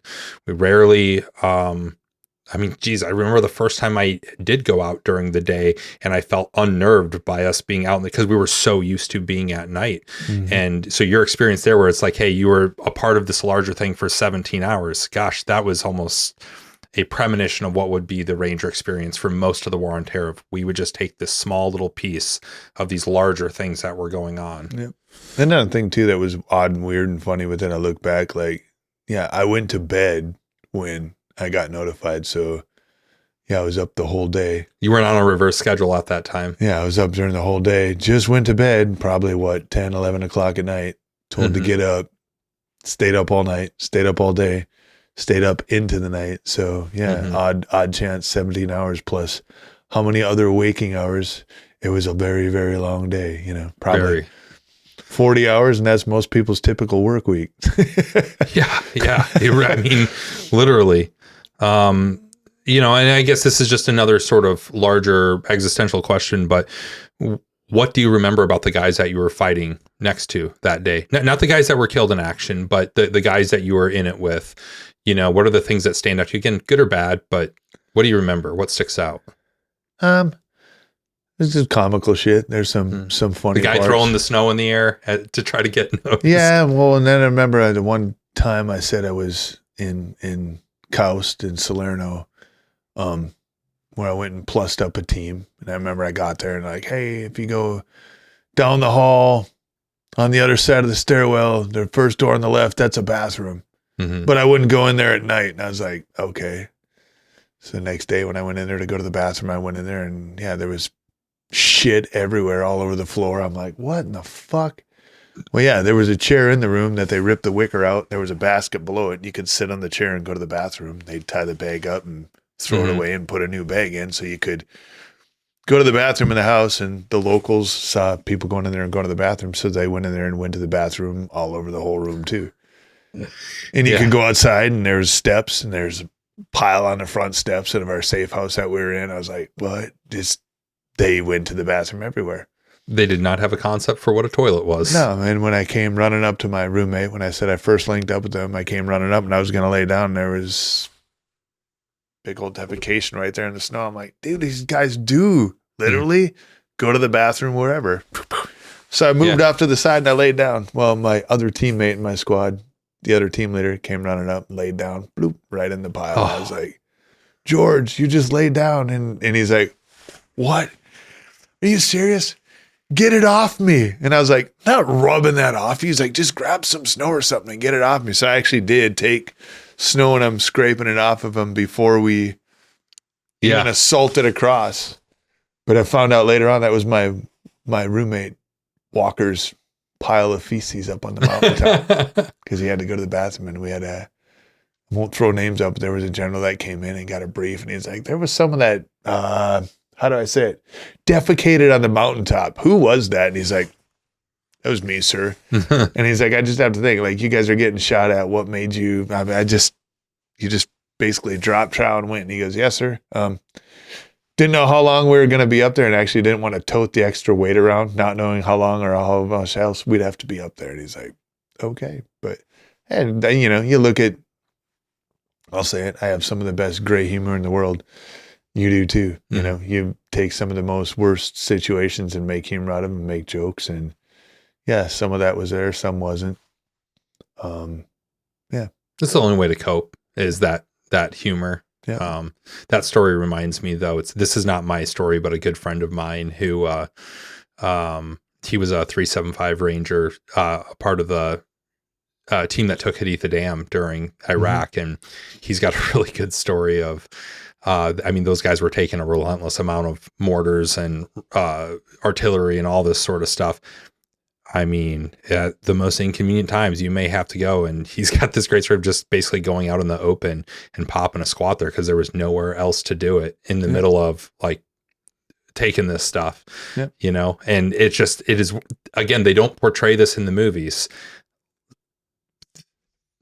Bodily functions still occur at the most inconvenient times. Just because there's a war on, just because there's a fight on, doesn't mean, you know, and that's, God, landing it though, that would suck. I mean, I'm sure there's plenty of guys, you know, there'll be people that listen to this are like, you know, I feel like almost everybody has had the misfortune of jumping into one of those little trenches in Iraq that they'd use for irrigation. They're just full of shit and you come out smelling like it. But there's something special about landing in just a literal pile of shit. Very inconvenient. I had one though on a deployment. There was a guy, he's like, I could jump that. And I was like, you can't jump that. And I'll never forget it. He's like, yeah, there's a rock right there. I'll jump and I'll skip on that rock and then push up and go to the other side. I was like, I don't think that's a rock. He's like, that's a rock. And he backs up and he goes running and jumps. And it was probably just a plastic bag in there that looked like a rock, but he plunged hard. I was like, that sucks. How's that rock? Just things that'll ruin your night. You were uniquely, I guess, affected by who was killed that day. Bradley Crose was your best friend. I don't know much about him beyond what the obituary says. You know, I guess I just wanted to ask you, as somebody that would know better than anybody, like, who is Bradley Crose? Who was he, both as a man and a Ranger? Like, I want people to know who this person was, because it's called Roberts Ridge. People know the name Slabinski. They know the name Cunningham. They know the name Chapman. They know all these people. Crose, Commons, Anderson aren't brought up nearly as much, and you knew Crose very well. So, can I use a lifeline? Can I call his mother Marty? I'm sure there's other people that knew him well, but you know the thing about moms though is they don't know them as you know him both as a Ranger, and she knows him as her son. You knew him as a Ranger, and your friend. Yeah, no, I mean, he was Junior Olympic,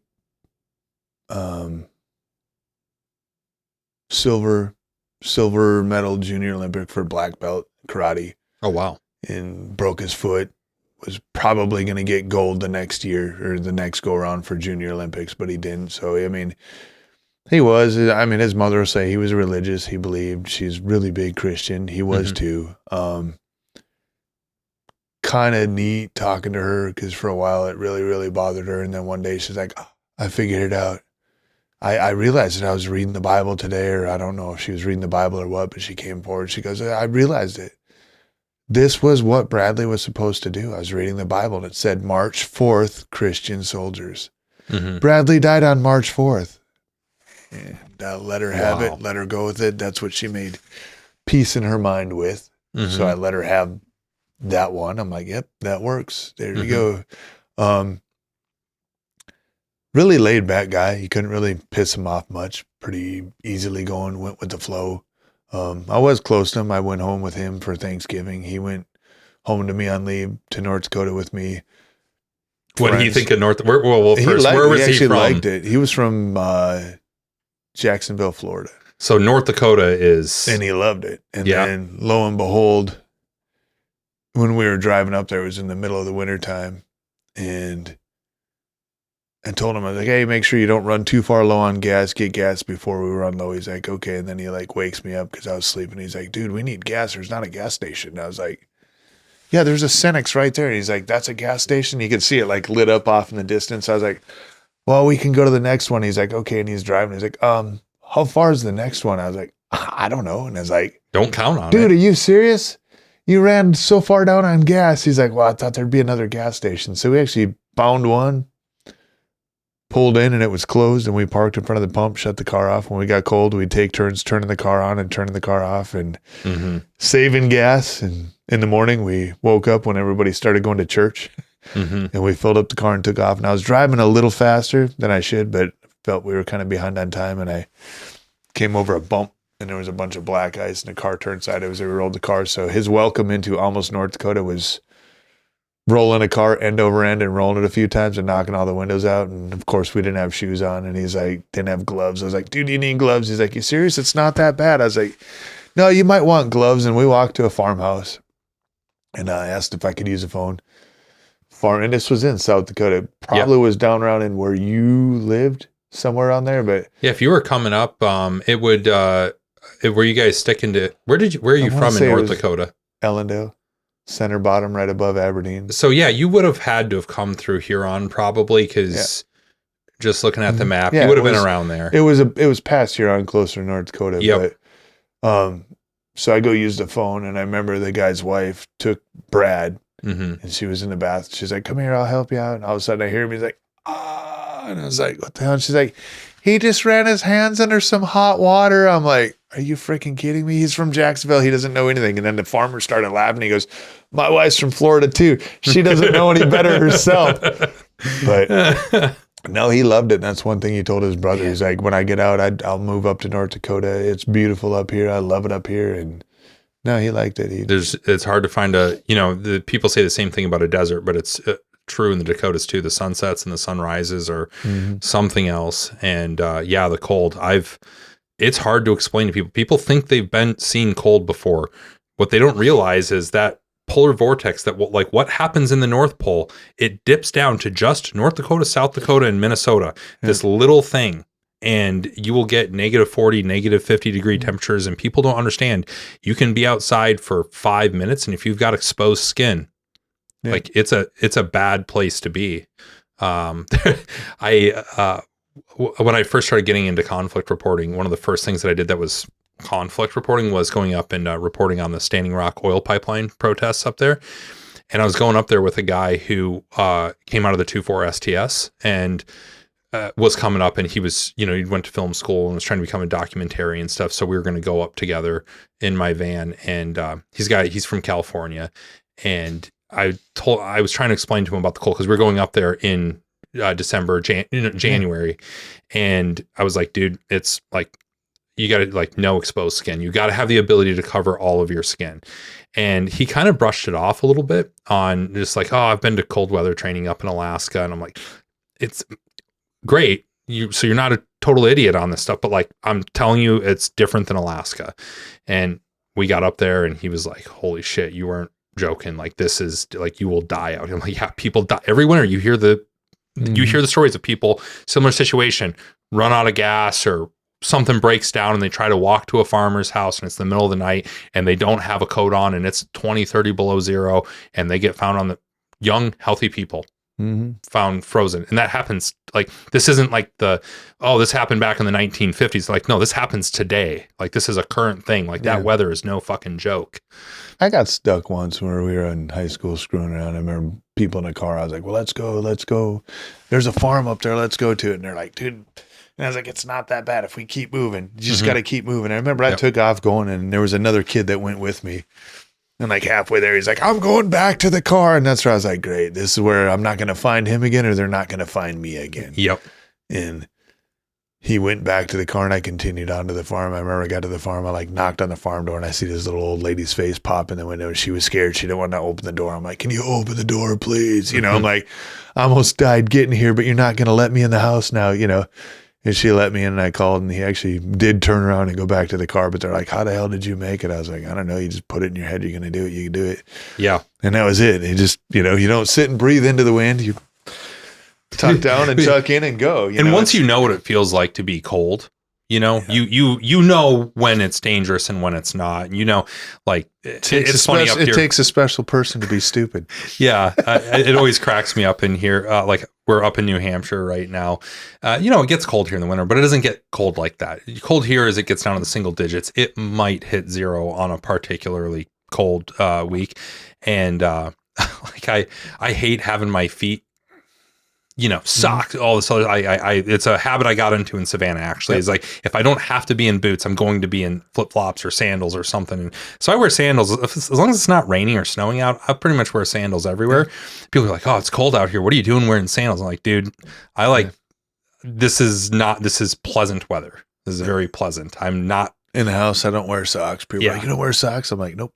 Yeah. Had to have too much stuff on my feet for too long. I'll take it off. And I'm glad I'm not the only one, because that was like a thing. Is like, man, if I don't, after you have those like Belleville boots and the socks on stuff and you're dealing with like, you know, Savannah heat and all of that, like, I don't want anything encumbering me. You wear the same pair of boots for 27 days with no shower or something like that. Yeah, that's awesome. You want to take shit off your feet when you can. Yeah, exactly.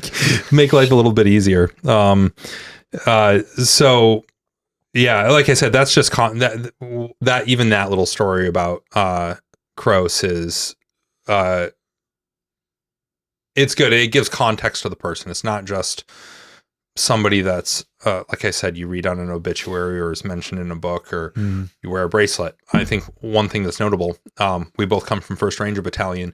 This was the only Crose, Commons, Anderson, those 3 Rangers were the only 3 Rangers that were killed in action in the War on Terror from March 4th, 2002 until January 16th, 2009. So we went for almost 7 years without a single KIA. So I say that to all to bring up that one that's absolutely incredible and speaks to the professionalism. No, I want to be careful to say that anybody that their unit did have killed in action. I'm not trying to start any of that, but it does speak to the leaders that we had there, guys like you that made common sense decisions. And when things could have gotten out of control, nobody was out. Hey, you already had a Silver Star. You didn't need to go hunt for any awards. Like you don't, and you knew better than to let anybody that thought they needed to. Not that I think that was the mindset of anybody, but, you know, certainly there's a lot of guys that want to go prove themselves, you know, and it takes an older, more mature person to say, how about we not be stupid about it, you know? And so 7 years like that, but, you know, again, I show up in 2006, everybody's expected to wear a KIA bracelet. And for me, that was Crose, Commons, Anderson. For, you know, 3 years I wore them on my wrist, but I didn't know anything about them. Yeah. You know, and you were a guy like as a platoon sergeant, you weren't exactly out there talking about it. I mean, again, it wasn't a part of your personality. You were focused on leading Rangers and doing what you needed to do as a Ranger NCO. It's not like everybody was sitting down and to listen to Sergeant Stebner talk about his war stories or anything like that. Yeah. That just wasn't what it was. And it's why also just interesting for me to sit here right now and talk to you about this stuff, because hey, now I know a little bit more about not just what happened that day, but the men that were there. You know, and I think that's all of them had a neat story to them too. I mean, I've kind of got caught once. They were like, "Hey, talk about everybody." On the deployment, guys came religious. You know, there wasn't much to do. What do you do? Hey, we're having a Bible study. Everybody kind of grew to be a little religious, but Commons and Anderson both came to be, you know, religious and being religious. And Anderson was actually a college professor, a teacher. Really? And for math. And one thing, when he died, he had set up a battalion party in honor of his death if he died at O'Connell's Irish Pub in Savannah. Really? He set aside money for it.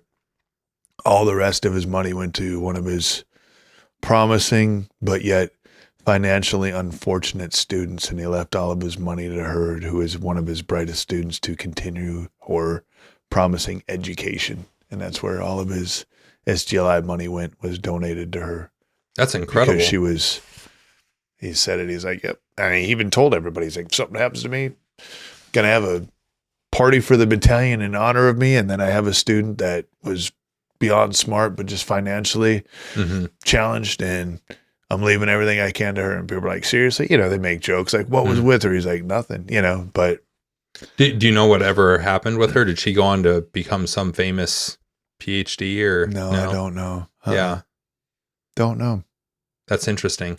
Yep. And what a thing. I remember seeing the pictures from the memorial service that happened at the church in downtown Savannah it was the Catholic church, the big Catholic church down there.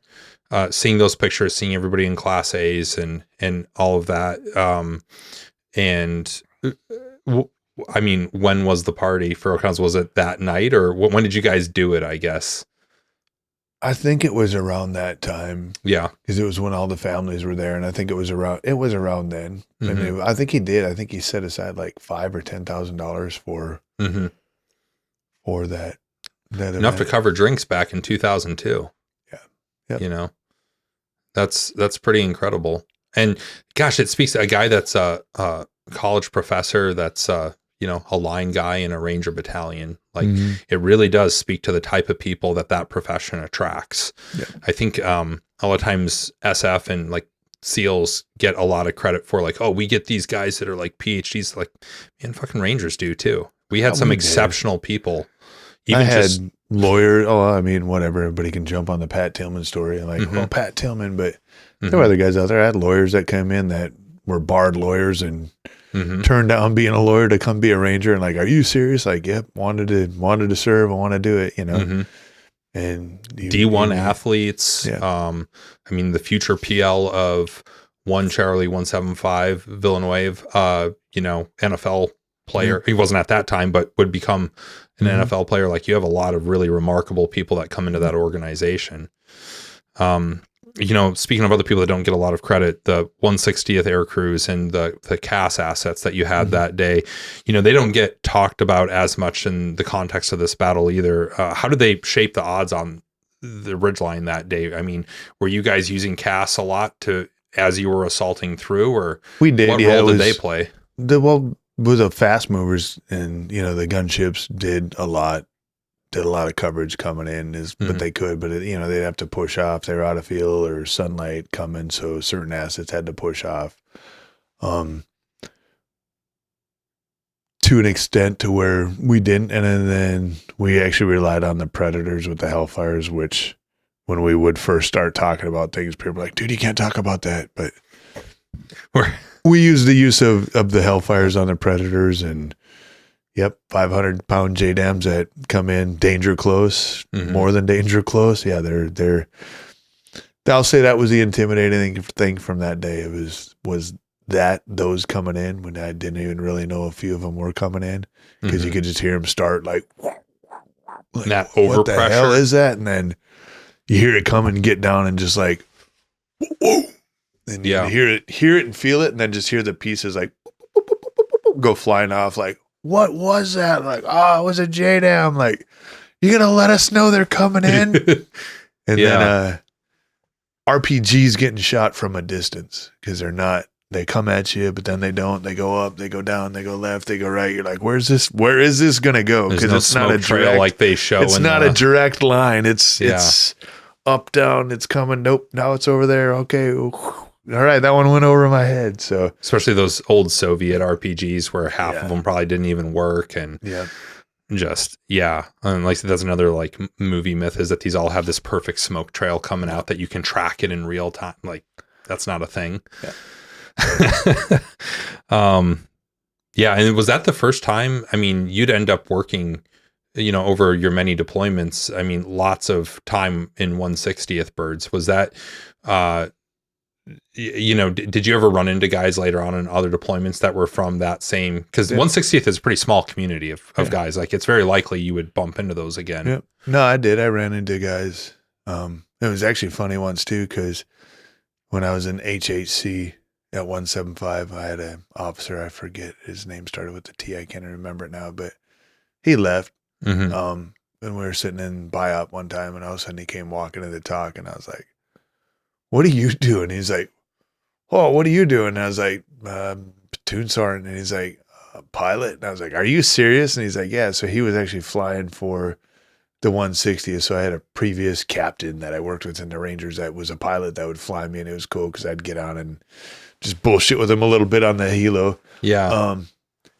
And then another time, one of the guys that was actually on Roberts Ridge, he was one of the load masters on the 47. I'd bump into him overseas every now and then, and people were like, he'd walk in, I'd be like, I'm not fucking flying with you tonight. He's like, I'm not flying with you tonight either. And people look at us and be like, he fucked me once. He's like, he fucked me once too. You know, it's like, all right. And then they're like, why? And I was like, he was on Roberts Ridge, you know, and they're like, are you serious? I'm like, yeah. You know, it's weird that years later, you know, you're getting on an aircraft that was the same guy you were on a situation like that with 8 years previous. You know, it's kind of different.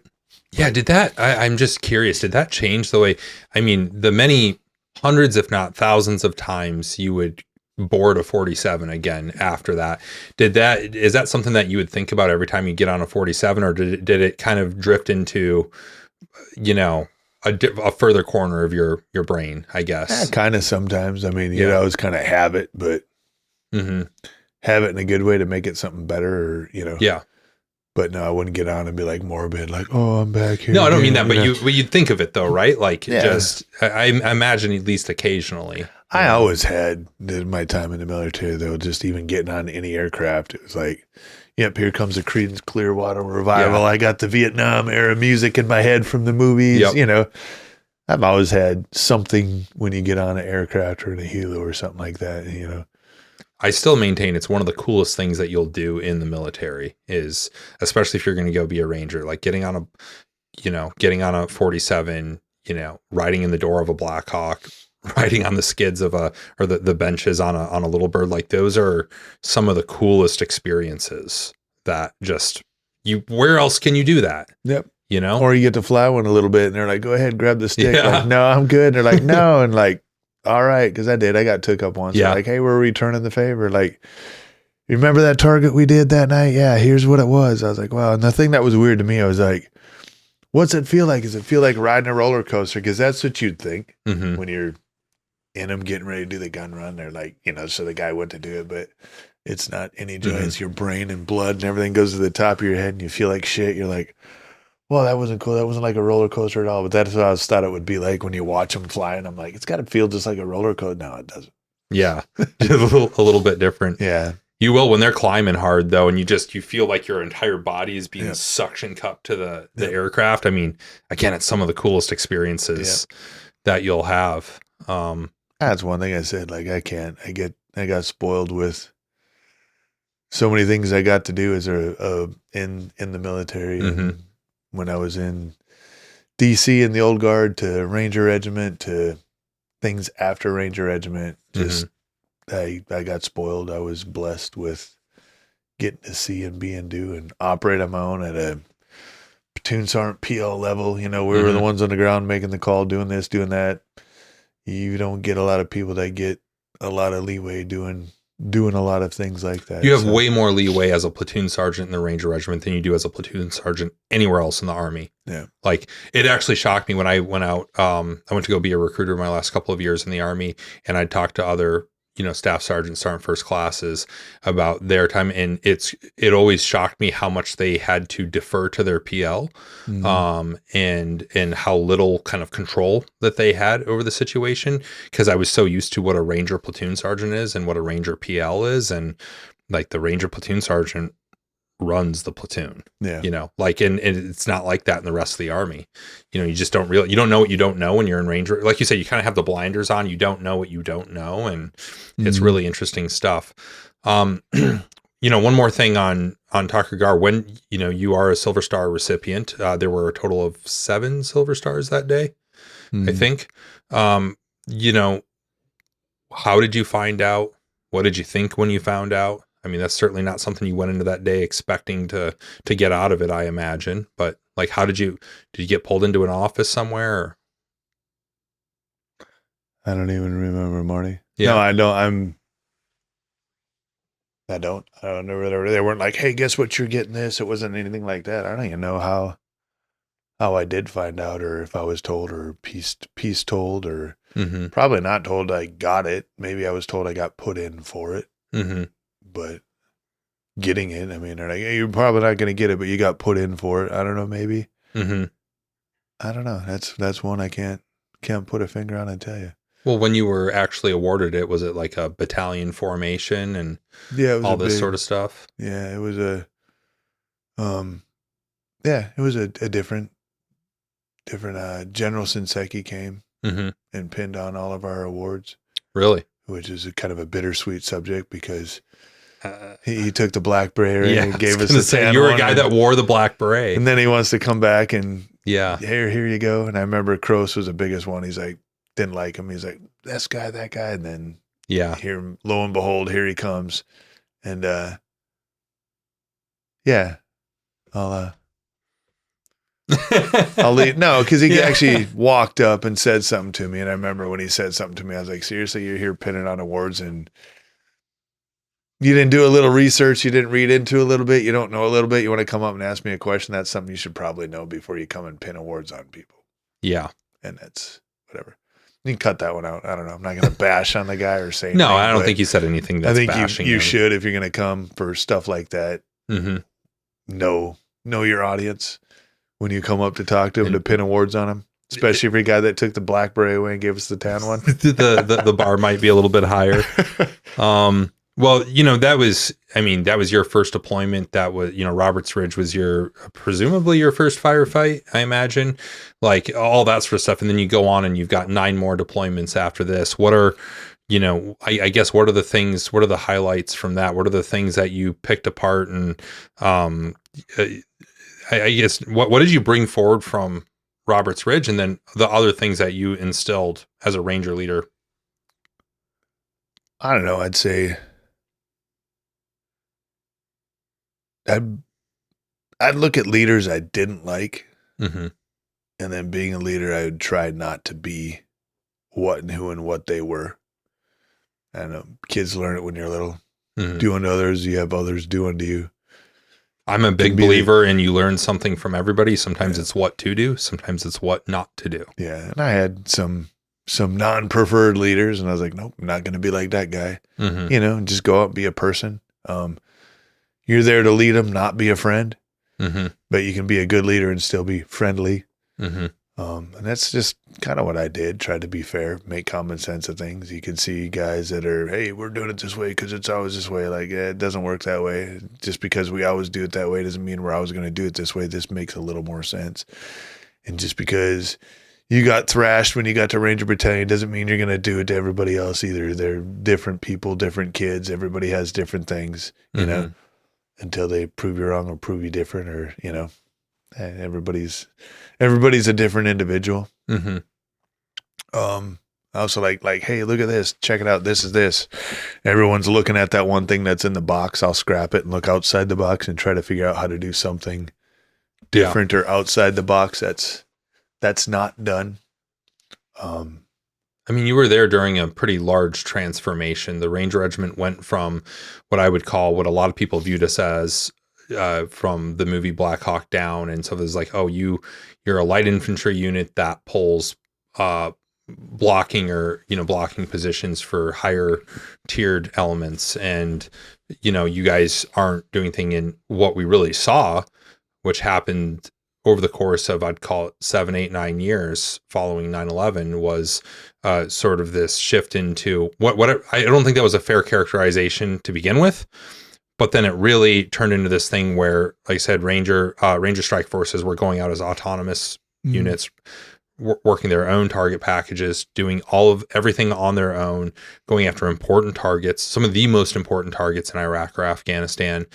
And by 2009, you had a Ranger commander in charge of all special operations forces in Afghanistan.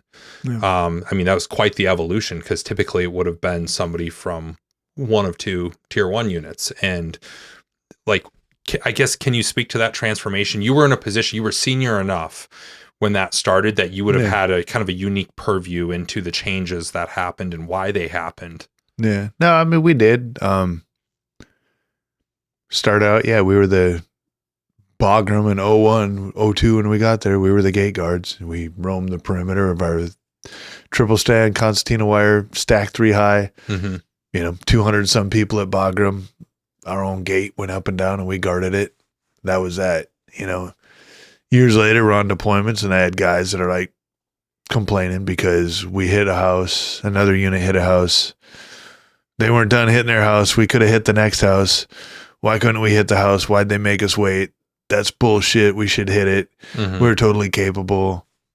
Yeah, we could. I don't know why we were held or we didn't or what. Mhm. I won't say it was like combat greed because everybody did what they did for how many years. And, at that point in time, I looked at the guy and I was like, hey, check it out. Back when the war started, we used to be gate guards and gate guards only. Now look at that. You're getting to hit houses right beside another unit that's hitting houses, and they're letting you do it. Mhm. You're not all out on BPs. They're bringing people forward to hit houses and bring in other units to do BPs now. Mhm. It's called evolution. And then on one deployment, we showed up. I'll say what would have been our overall ground forces commander. Won't name units, won't say this, won't say that. But, he pulled us all in and he's like, all right, it was us and another unit and his unit. And he drew a big circle on the map of Baghdad and he split it off. He pied it off. And he's like, anybody can tell me what this is? And I looked at it and I was like, oh, that's a peace symbol, sir. Guess the war's over. We're going home. And everybody started laughing. And he's like, no. This is your target set. This is ours. That's theirs. This is there. That, he kind of jumbled around. He goes, if you guys have a high value target, you're going after it. We're not coming over to chase your high value target. If it's in your AO, it's your high value target. You develop your own targets. If you need the assets for the night, you have priority with the assets are yours. We're not going to pull the assets because we want to go do something. If you have the priority for targets, it's yours and it's on you. And yeah, that from, garden gates to hitting, developing your own targets. And when it comes in, hey, what do you want? Do you want the 47s? Do you want the little birds and the Blackhawks? Or do you want to do a ground assault force? Like, not going to be greedy. Mm-hmm. And who wants to do a gaff? Nobody really wants to do a gaff, but it makes more sense for us to do we a did gaff. a lot of them in 06. Yeah, we did a lot of gaffs. Hey, it makes sense. If we helo in, does anybody else have missions tonight? No, nobody else has a mission. All right, well, we'll take the Blackhawks and the Little Birds and go in and hit, and then other units get spun up and they're like, we had to gaff because you guys took the Little Birds and Blackhawks. Like, wow, that's, back in the day, things would have been rearranged or repositioned. But, and that commander said that. He goes, you do what we do, we do what you do. We've all done it for years, and we can all do the same thing in this arena, unless it's more precise, more precision. Rangers we weren't will gonna do that, and a typical Ranger platoon's not going to ask to go do like a hostage rescue type of thing. And I think we're all comfortable saying like, yeah, that's not our piece, But the majority of those missions, I mean, you look at by the time 2006, that first deployment that I went on in your platoon, we went over there, what was that, 2 or 3 weeks after Zarqawi was killed, and we were basically backfilling the guys that were running down that target set. And there was almost this feeling of like, oh shit, is the war over? Laughable in retrospect, but there was a little bit. I still remember Lugo, fresh back from Ranger school, walking down the hallways, just yelling at the top of his lungs, like, fuck, like just pissed off that these other guys were able to go get Zarqawi, and going over there. That was still, like I said, I think to the best of my recollection, there was 110 missions in about a 90-day period back then. Yeah. And a vast majority of them were gaffs, but it was something where, as a new guy coming in, I didn't know what I didn't know and just thought like, oh, this is just what Rangers do. It wasn't until later I realized like, holy shit, what a unique opportunity, particularly in that time period, not just to have that autonomy where we were going out a lot on our own, but also the volume of targets. I mean, I've tried to do like the math in my head of like how many missions over the course of about 5 deployments, and I land somewhere between like 200 and 250. Half of that was that first deployment, because the op tempo was so high. It's really crazy to think about in later deployments when it wasn't. I mean, the very next deployment, when I went to Afghanistan with a different platoon, and it was like, oh, once a week, maybe. Yeah. No, it changed because I went back and I had when I moved back to Savannah, I had a neighbor that was, I think he said he was in battalion like 7 years. E7. I think he came from somewhere else. He came from somewhere else, but he was at E7. And I was like, wow, 7 years. He's probably got like 15 deployments. I remember, like, how many deployments do you have? Like over 10? He's like, I have 2. I was like, what? You have 2? Mm-hmm. You've been in battalion 7 years. It's like, dude, it's not like it used to be. So Mm-hmm. I was surprised, that when it but yeah. Yeah.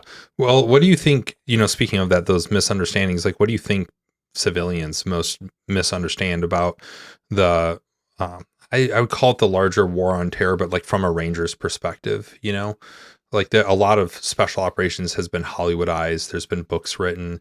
There's all this different stuff out there. What do you think people don't get about what a Ranger is or does or did do during the war on terror? I think the one I'll say that fools most people, and I'll say it, and it's different with everything, and considering that Rangers play the USASOC JSOC arena, Mm-hmm. and that's the one unit that plays both. Mm-hmm. Because you have SEAL Team 6 and CAG that Mm-hmm.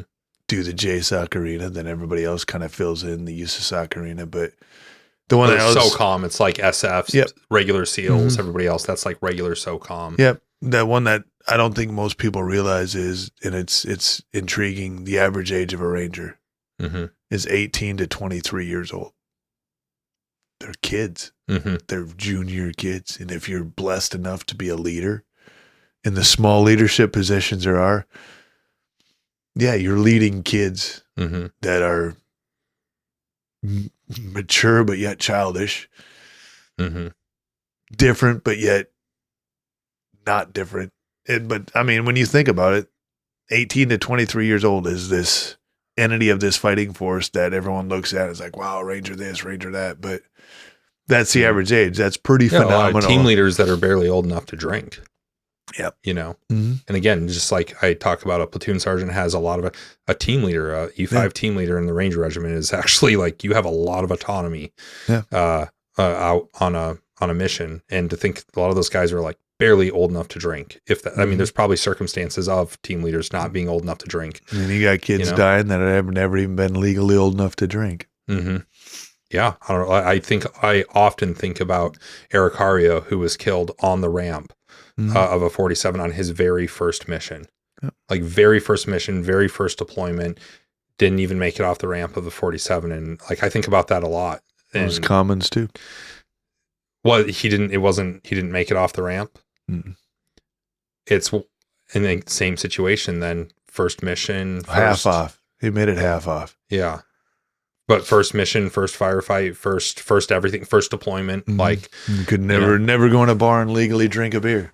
Yeah. But he wasn't a team leader. But then, you say it, there's guys who are team leaders that are 20 years old and doing this and setting charges on doors and coming into houses to not cause chaos and have minimal situations. And, you just like unlocked a memory there. One of the things that used to blow my mind, especially on that first deployment, was it was a thing like the new guys would go out after mission and rebuild all the charges for their team leaders and stuff like that. And I remember the first time I was told to do that, I was like, wait a second, you're just going to let us go out there like unsupervised and build explosive like, yeah, you're a fucking Ranger, aren't you? Like, did you pass your, like level 1 and level 2 class? Like, yeah, which like, of course you did. Like, it blew my mind that you're going to like, and at the time, and I was especially true in my case, you're a fucking idiot. How are you trusting me to go calculate MSD and all, net explosive weight and all these other things, and then trust that thing that I built out on a real target where there's real stakes? Yep. That's insane. Especially in retrospect, you look at it and you're like, God. I think I give a little bit of grace to a lot of guys too now in retrospect of like, man, they were just trying to fucking figure it out too. They didn't know what they didn't know. Same here. Yeah. Like, well, it's interesting because, as a brand new guy, I show up, I'm 19 years old and you're my platoon sergeant. And again, as a brand new private, you don't have a lot of interaction with your platoon sergeant, but you look at you and you're like, oh, that guy's probably like 40 years old. And, you might as well have been in my eyes. And you were what, like 30 maybe when you were a platoon sergeant? Yeah. Yeah. Like I turned 39 tomorrow, I don't feel like I am 9 years older today than Sergeant Stebner was in 2006. Yep. And it's weird the way you look at guys, but again, you look at the amount of responsibility that is put on guys, it's not really commensurate with their age. Yeah. No, it doesn't. And then you consider that most guys retire from the military at 38, 39 years old. That means very senior leaders in the military are not, when you start to put those numbers to it, it really kind of blows you away. Yep. Yeah. Well, again, long career here. What would you say was the hardest day? After Takur Ghar, obviously that was a hard day. Physically, it was hard. You're walking 3,000 feet of elevation gain up in snow, and then obviously combat and losing friends, all of that. After that, though, you got a whole life beyond. You got another 15 years in the military, 13 years in the military. What was the hardest day? You got me on that one, Marty. Maybe I'd have to say I'd come back to you on that one, but I won't. I'll give you something. But I'd say,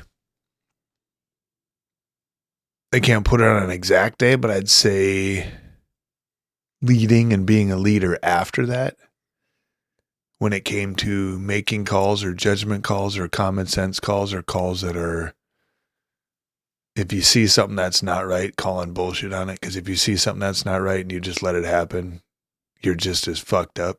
Yep. So I'd say the hardest thing would be, as you're moving on, being a leader, whether it's someone above you, below you, when you see something that's not right, or you have to fight for the boys because common sense isn't there, or this or that, I'd say that would probably be what would have been the biggest challenge. And I can't put it exactly on something. I might be able to come back to you later, but it'll be too late because we're on the podcast now. But I'd say that just, hey, check it out. This guy's fucked up. He needs to go. Like, no, he doesn't. He's not fucked up. He's going to be here. He's here, and that's that, or just judgment calls like that could come out, could have leaders like, we're doing this. We trained tonight. Like, why? It doesn't make sense. We don't do that. We haven't done that for how long? We're going to do it this way. And this is how we're doing it now because we've been in the war for 5 years and you've been gone doing this somewhere else in the Army and you came back. But no, I mean, I had a first sergeant once that even said it. He goes, every time we go on a deployment, everybody has to try to take all their guys forward. Because every time someone sits out on a deployment, it's like they miss out on a grade in school. And I never forget, I started laughing. Because that leader I had, I think, had 2 deployments. Everybody else had like 3 or 4, and I think I was sitting on like 8, 9. So I started laughing, and of course I poked my fellow platoon sergeants. I'm like, oh, look at that. So all you bitches are in like elementary school and almost in junior high. But the guy making the whole point was in 2nd grade himself. Yeah. And there's differences with this and with that and here and there. But you have times like that. And I'm not picking on the people or leaders, but you absorb, you be, you go, you do. And when you're saying things like that, sit back and look at what you have. And, I always say, be wary of your audience. Be aware of who you're talking to. And if you have somebody who's deployed 10 times, don't walk in there and treat them like they've never deployed and you know more than them. And that's just common sense. I always be wary of your audience. I've done things over in Europe, training, doing this, that, a guy comes in, he's like, who are these guys? Like, well, that's the actually Italian Carabinieri Sergeant Major for all their snipers in Italy. And he's like, I don't care who he is, And at the end of a course, we got critiques. And he's like, who the hell wrote these critiques? I'm like, those were your Italians that you didn't care about. And you know who that guy was? And again, he's like, I don't care who he is. But I told him then, I was like, he was the Carabinieri Sergeant Major for all the snipers in Italy. What's a Carabinieri? They're like mountain police. Oh, kind of a cross between police yet military, but they're in the mountains. So it was their like military mountain police sniper Sergeant Major. He's in charge of all of them. I'm like, tried to tell you who he was, but you said you didn't care who he was. So there you go. Enjoy your critiques. He wrote them all about you. you know?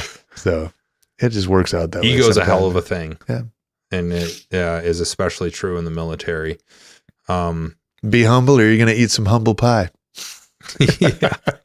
It'll come to everybody. Just if you stick around long enough, that day will come for everybody. Unfortunately for me, I never got a chance to even get an ego. I was humbled early and often. I want to bring this back to, again. It's hard. I'm sitting across from a guy who, The reason I joined the Army and wanted to be a Ranger was because I read the article on the front page of the USA Today. Actually, before I came here today, I tried to find that because I've got a box of old newspapers I've saved from like, on 9/11, I picked up a newspaper and, all the, the day we invaded Iraq. I've got all these old newspapers. I thought I had that. I couldn't find it.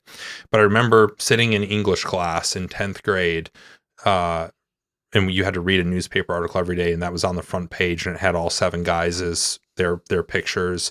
It had this graphic of a 47 and showing, it was just this big infographic basically. And I remember reading all this stuff, and I was already aware of Rangers in that, I'd saw Black Hawk Down. I'd read Black Hawk Down. I'd read all these old Vietnam novels, or not novels, but Vietnam memoirs from like SEALs and LERPs and Marine snipers and all that stuff. I was that kid.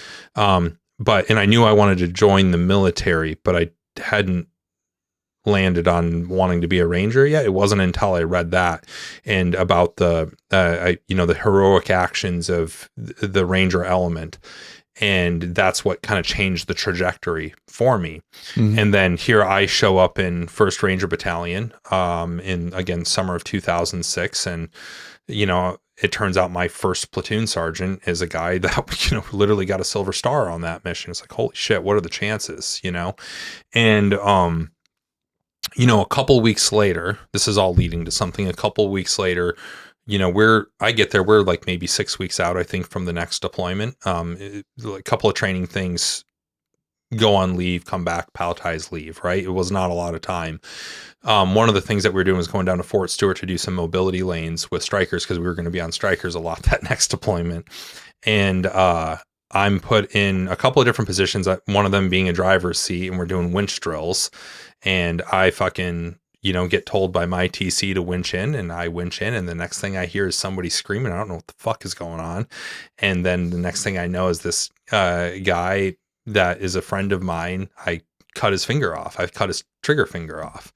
And at that moment, you feel fucking horrible. And especially as a new guy that already, like I said, I showed up on profile. I was like, I didn't think I was fucking bad. Like, it's just like you're painting a picture of yourself early on for everybody else, right? And I was aware of that. And then just like, oh God, this guy's military career is probably over. Thankfully, it was not. Spoiler alert, it was not. All these other things. And I end up getting sat back down in the back of the striker, and you came in and sat down. And again, brand new private, platoon sergeant, not a lot of interaction, but you took it upon yourself to come sit down with me, be like, hey dude, like fucking, I'm sure you got all your feels right now. Like, stop. Like, you did what you were told to do. It's not all on you. Like, and I don't remember your exact words, but that was the essence of what you said. And I look back on that, and that is a sage leader. That is somebody, one, having the presence of mind of like, man, maybe somebody should go talk to this fucking kid, and then also too saying like, it would have been easy to be like, hey dude, you fucked up. Like, I don't care if it wasn't directly your fault. You were the one that fucking pulled the, like that. I would say almost 9 out of 10 leaders would probably go that route, but you didn't. And so I look at that and say like, you had a presence of mind about you as a leader. And I'm sure that was shaped by a lot of different things. What are the things, I guess, what are the moments throughout your career that you look back on, or like, that's how I became the leader that I did? And I'm sure you're a modest guy and say like, oh, I'm not a great, like, you were a good leader. What were the things that led to that happening that defined your leadership style? I think it'd be one, morals and standards. People can have them or don't have them. Everybody is born with them, or you call it personalities. It could be a personality, I guess. Not that I have some phenomenal personality. How you're raised also. I think where you come from, that can be something of something. Then just, if you don't want it done to you, don't do it to other people. And that's just kind of where things can come, where things can go. And yeah, if things spin up, blow up, hey, take 2 steps back, take a knee, take a couple breaths, let the dust settle and clear, and reassess it. And that's something like that too. Cause yeah, I remember when he lost his finger on the winch, and I remember giving the class clear as day on the striker. There's a big hole. You only put your finger in here. You don't put it anywhere else on the rope. Why? Because if it gets paved in, your finger's not going to go anywhere in there. You got a guy in there or over there. And if you're grabbing, telling him to do one thing or the other, it will not go in if your finger's in here, because the clevis is this big. So don't put your finger anywhere else other than this. And we even had a first sergeant then that was standing there, heard my same damn class. And as he's talking to me, I watched his finger in one side of the winch and he reaches over onto the cable and rolls it right in. I was like, are you freaking kidding me? 30 freaking seconds ago, I just told you the only place you grab it and you turn around and do that. Hey, guess what, Marty? It's not your fault. Yeah. Because I think somebody did say something to you or you were new. They're like, what'd you do? You know, and it's like, he didn't do it. He did what he told to do. Pull it in, put it out. That's what he did. It even took him a little while to have it come back out because his finger was stuck in there. He didn't know. Go in. Hey, push it back out. Yeah. Oh, well, so I forgot about that. There was a little bit of back and forth on that thing. No, it was just in and sat there and like, come out. Then, it came out. But I don't know. He put his finger in there and put it where it was supposed to put it. Yeah. And he was able to join us later in that deployment. I think he came over on the mid-rotator and learned how to shoot with his other hand or something, or his middle finger maybe. I don't know. Again, I was happy to see that he was able to continue his rangering career. But that's, again, I think that's good leadership and something I look at, having been in leadership positions since then. It was guys like you and a few other people, again, they're in places I won't say their names out here. Well, one's fairly public. I'll put Brett Johnson out there and say he's currently a command sergeant major, and he's another guy that I look to as like I learned a lot about leadership from there. And it's the unique thing about the Ranger Regiment is it makes leaders. Well, say it too, like people used to, even now I work, I do this. People are like, Stebner, how do you know all? I mean, if you honestly ask me, I'm like, I guess I had some of the best leadership in the Army when I was in 1st Ranger Battalion because I did. How many SOCOM commanders were old battalion commanders of mine right down the line, like 4 of them. Clark, Crystal, Clark, Votel. Votel, yeah. Thomas. I mean, just down the line. And then you look at who's been at the 82nd Commander, Sergeant Major, 18th Airborne Corps, Alaska,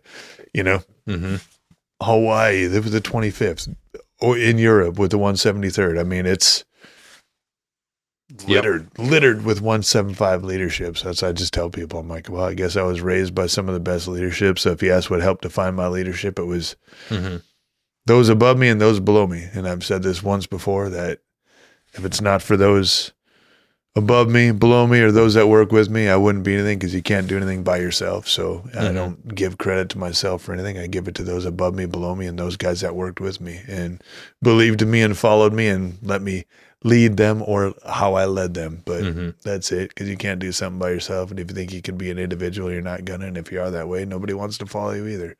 So has it ever dawned on you, I guess, that how much of a sort of formative impact that you have on young men as a squad leader, platoon sergeant? Yeah, I mean, sergeant? I get it.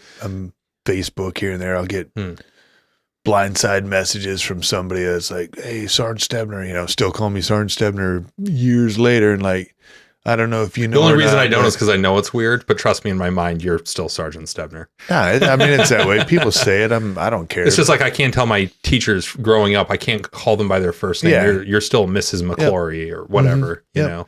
But it's that like I get random. Hey, I don't know if you know this, but you did this or you did this, and I'm like, okay, cool. Well, I guess I did something worthwhile. Fooled you or you whatever, but you still get them, guys that do come out, even people you barely even did something with or touched a little bit. They're like, you were the one that motivated me and wanted me to stay in the Army, and like, okay, cool. You don't know what kind of impact you will be on that individual, that young person, that older person, whatever, however, wherever you make a lot more impacts than you think. And that's also too where I think as being a leader, you should be somewhat fair and not just brutal and rogue and, still be a person with everything you do too, because everybody else is a person too, so. Yeah, I think that's very true. It's still a human business. It really is. And I say it, a human life is a human life. It takes a lot of time to put a lot of life in a human life, a lot of time, energy, and effort. It's just like, you can go overseas and see things just dumped, spent, wasted. And you're like, that's a lot of time wasted of human life. And it is when you look at it, Yeah. Well, I mean, speaking of that restraint, I mean, we did a phone call getting ready for this, and we got on that topic of at a certain point, things turned over to, instead of going directly to hitting a target hard, the first option would be to call out if you could. And that was really unpopular with a lot of guys. But, you know, we were talking, like I said, for me in retrospect, it's like how that actually makes a lot of sense and probably saved a lot of lives. Talking to you, that was something that immediately you saw as like you recognized it for what it was. Like, yeah, this makes a lot of sense. It was a pain in the ass. It made a night a lot longer, but it did. Yeah. Once you got it going and got it worked out, it worked out. Yeah. Like I said, there's probably people alive today that wouldn't be if it weren't for that becoming into practice. There's other things that were forced upon us that did not make as much sense. I'm still not a fan of like 2009 when it was like everybody that you take off target has to have like shoes and a coat on and stuff. It's like, like you said, some of those guys are wearing slippers up there at 10,000 feet in the snow. I don't think they give a fuck if their slides are on, you know? Yeah. But all interesting stuff. Well, this is, like I said, this is landing on Veterans Day. This is the Veterans Day thing. We're both veterans. You served 20 years, or did you do a couple more after that?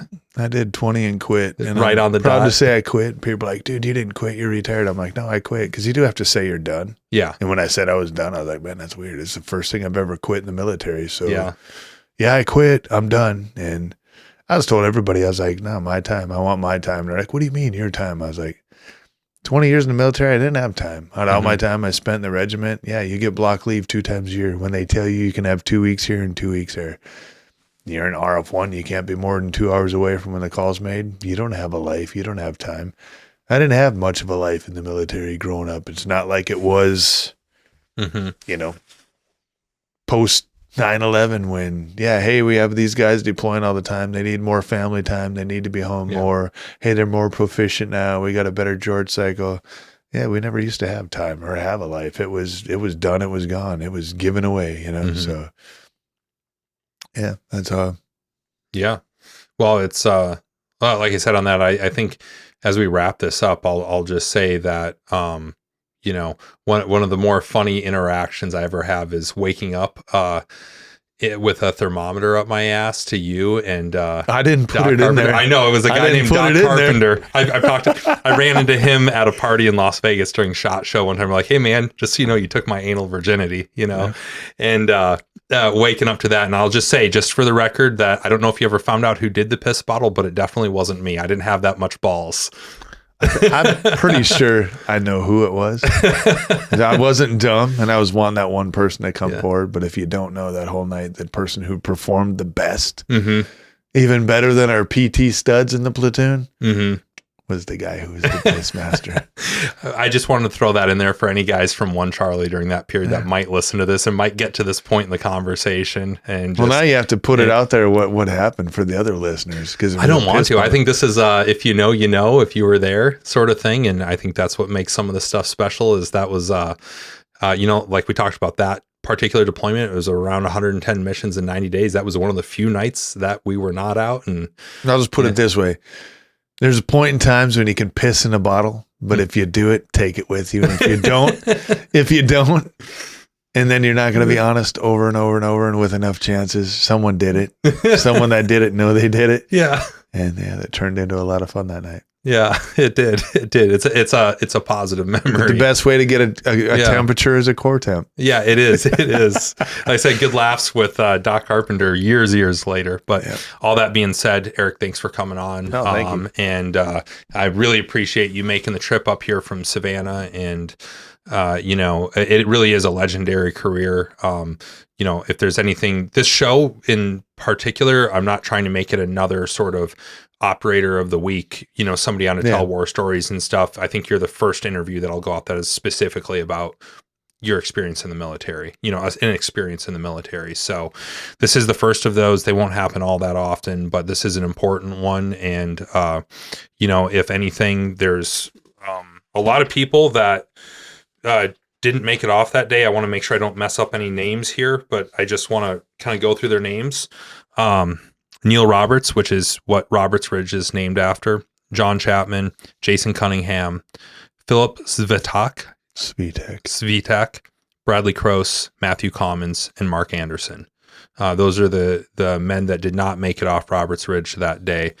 And I think is the the reason people should look into this story more. They should know who those people are. I personally was able to find out a little bit more today talking to you, but if there's anything to take away from this, go look into those people. And yeah, that's where we can leave it. There we go. All right. Thanks. Thanks, Marty.